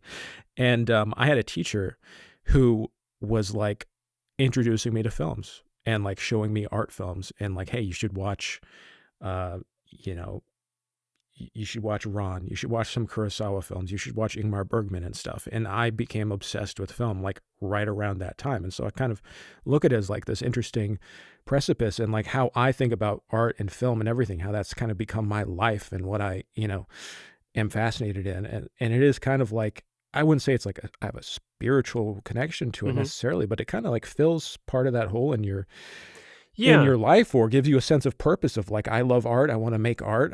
This is feels more a sense connected. of purpose. Yeah, You're you're exactly. you're experiencing a voice and a vision and an emotion. Like art is communication of emotion. Like I think Hmm. where we've gone in society with, evolutionarily, we were in tribes. People knew the community around them. Right now, everybody's just Mm, kind of like nuclear family, single, couple raising a child Mm-hmm. instead of the village raising it, or yeah. don't talk to anybody on public transit and then just go back into your home and you're in a box. And like the entire way that we interact with each other socially has changed so drastically. But evolutionarily, we are social creatures where we do feel like there's something missing when we don't have a lot of these basic feelings met, these feelings of connection and community and purpose and belonging, right? Religion fills a lot of those it checks a lot of those boxes for people because you get to show up and you're like, "Oh yeah, this is my identity and these other people around me have this identity and they're my community." And you might Hmm. do like participate you're doing like a weekly thing. You have a Yeah. routine. Again, like I said, singing with people, chanting in unison, like these are things that do things to the human brain. Philanthropy or like charity work or whatever. Those things are just as beneficial without religion and can exist without religion. It's just that a lot of people just don't feel like they have the social permission Yeah. to do something like that because we're human beings and we kind of just do what we think we're supposed to and what other people have done. And if there isn't Mhm. already a system set up where there's other people doing that and that's the norm, you're not going to do it. Mm. Some people some might, structure in place already. yeah. So some people might find this silly, but I make comparisons all the time. Like the furry community legit does provide a lot of those same beneficial features as religion does. Like I have a community, Right. right? There's a lot of like positive social things that I get from my community that Mm. I wouldn't be getting. And I almost feel bad I do feel bad uh, for the amount of people out there that are not religious, but also don't have like a niche thing that still have a lack of community. Mm-hmm. And the experience of, queer people is generally we've had to just create our own communities where there haven't been any. So if I were to give advice to people, we have the internet now. It might seem daunting, but like find people with similar interests, even if that just means like, do you like D&D or like board games or something? There might be a meetup, you don't have to be Mm. queer to want to find a community and feel like you are starved for that, basic human necessity. Yeah. Let's solve the loneliness epidemic. Like we should. Let's start a cult, guys, but like a good cult where we just I was thinking, hang out. I was thinking the other day, like, you can just the guy's name is just Andrew now. They just took away his princeness. Andrew Mountbatten. Like both y'all governments have weird Epstein shit Where going are on. you going right? with this? No, I'm going with Yeah. like it's entirely arbitrary what we decide royalty to be, right? Mhm. The way to be a king or a queen is you just say that you are. And you can just say that you're not at any time. Like there's nothing like, oh, my blood's the best blood. At one point someone just decided they had the best blood, right? They owned the most land. People make the argument like, oh, but they bring in so much revenue from like tourism, right? It's more than they actually spend, so it's a good thing. Like, yeah, but you can say that about anything. Yeah, right? horseshit. You could say that about any tourist attraction. So why don't we start right now? I'm the fucking princess of Canada. We're deciding it right now. I'm fucking royalty. Okay? Oh, nice. We got a cult going. This is our community, is people that also say that I'm the princess of Canada. And you can't fucking dispute that. Uh-huh. You can't, because that's Okay. reality. And we reject the reality of everyone else. Right. I don't know if at this point in our community, Sardonicast community, if even an ironic cult is great for them. That's good for me. Foster. Ah, whatever. If only you could have come up with this idea a few thousand years ago, then... No, we can start now. We'll prove them wrong. Yeah, where were you? I mean, I respect you as the princess of Canada. Be the Adam. change you want to see. I'm so glad we came to this conclusion. This is why those religion questions are so important. Exactly, yeah. Look at this diatribe. It's all nonsense. It's Like, yeah, devolved like who cares? People fucking clown on Scientology and like Mormons. What, because they're new? That is why, yeah. Like, okay, haha, look at what they believe. Fucking everybody's a fucking psychopath. Every human being on this stupid planet. Great. Alex, it's your wreck, right? Yeah, it is my wreck. Okay. And I'm going to go for this one from 1955, The Night of the Hunter. Oh, I think Jake has seen this. Alex, you made my day. This is genuinely one of my favorite movies ever. Brilliant. Yeah. Awesome. Okay. I haven't seen it, Oh, but it's been on my watch list forever. man. What's the opposite of spite wreck? Just like love wreck? I don't know. Love wreck. Yeah, I just want to share the love. A regular recommendation. Yeah. 1955? 1955, Charles Lawton. Wait, Adam, have you seen it? No. Oh, God, this is so exciting. I'm so fucking hyped. Or you're cooming. I love this movie. Okay. Exciting. If you don't want to be spoiled for The Night of the Hunter, 1955. Watch it before the next episode. These episodes come out every 2 weeks. You can listen to them early by going to sardonicast.com. Sign up for premium. It's only a few bucks a month. It's also ad-free. You can go to patreon.com/Sardonicast and get the same thing. Also, you can click the button below the video on YouTube. It says join. You also get them early.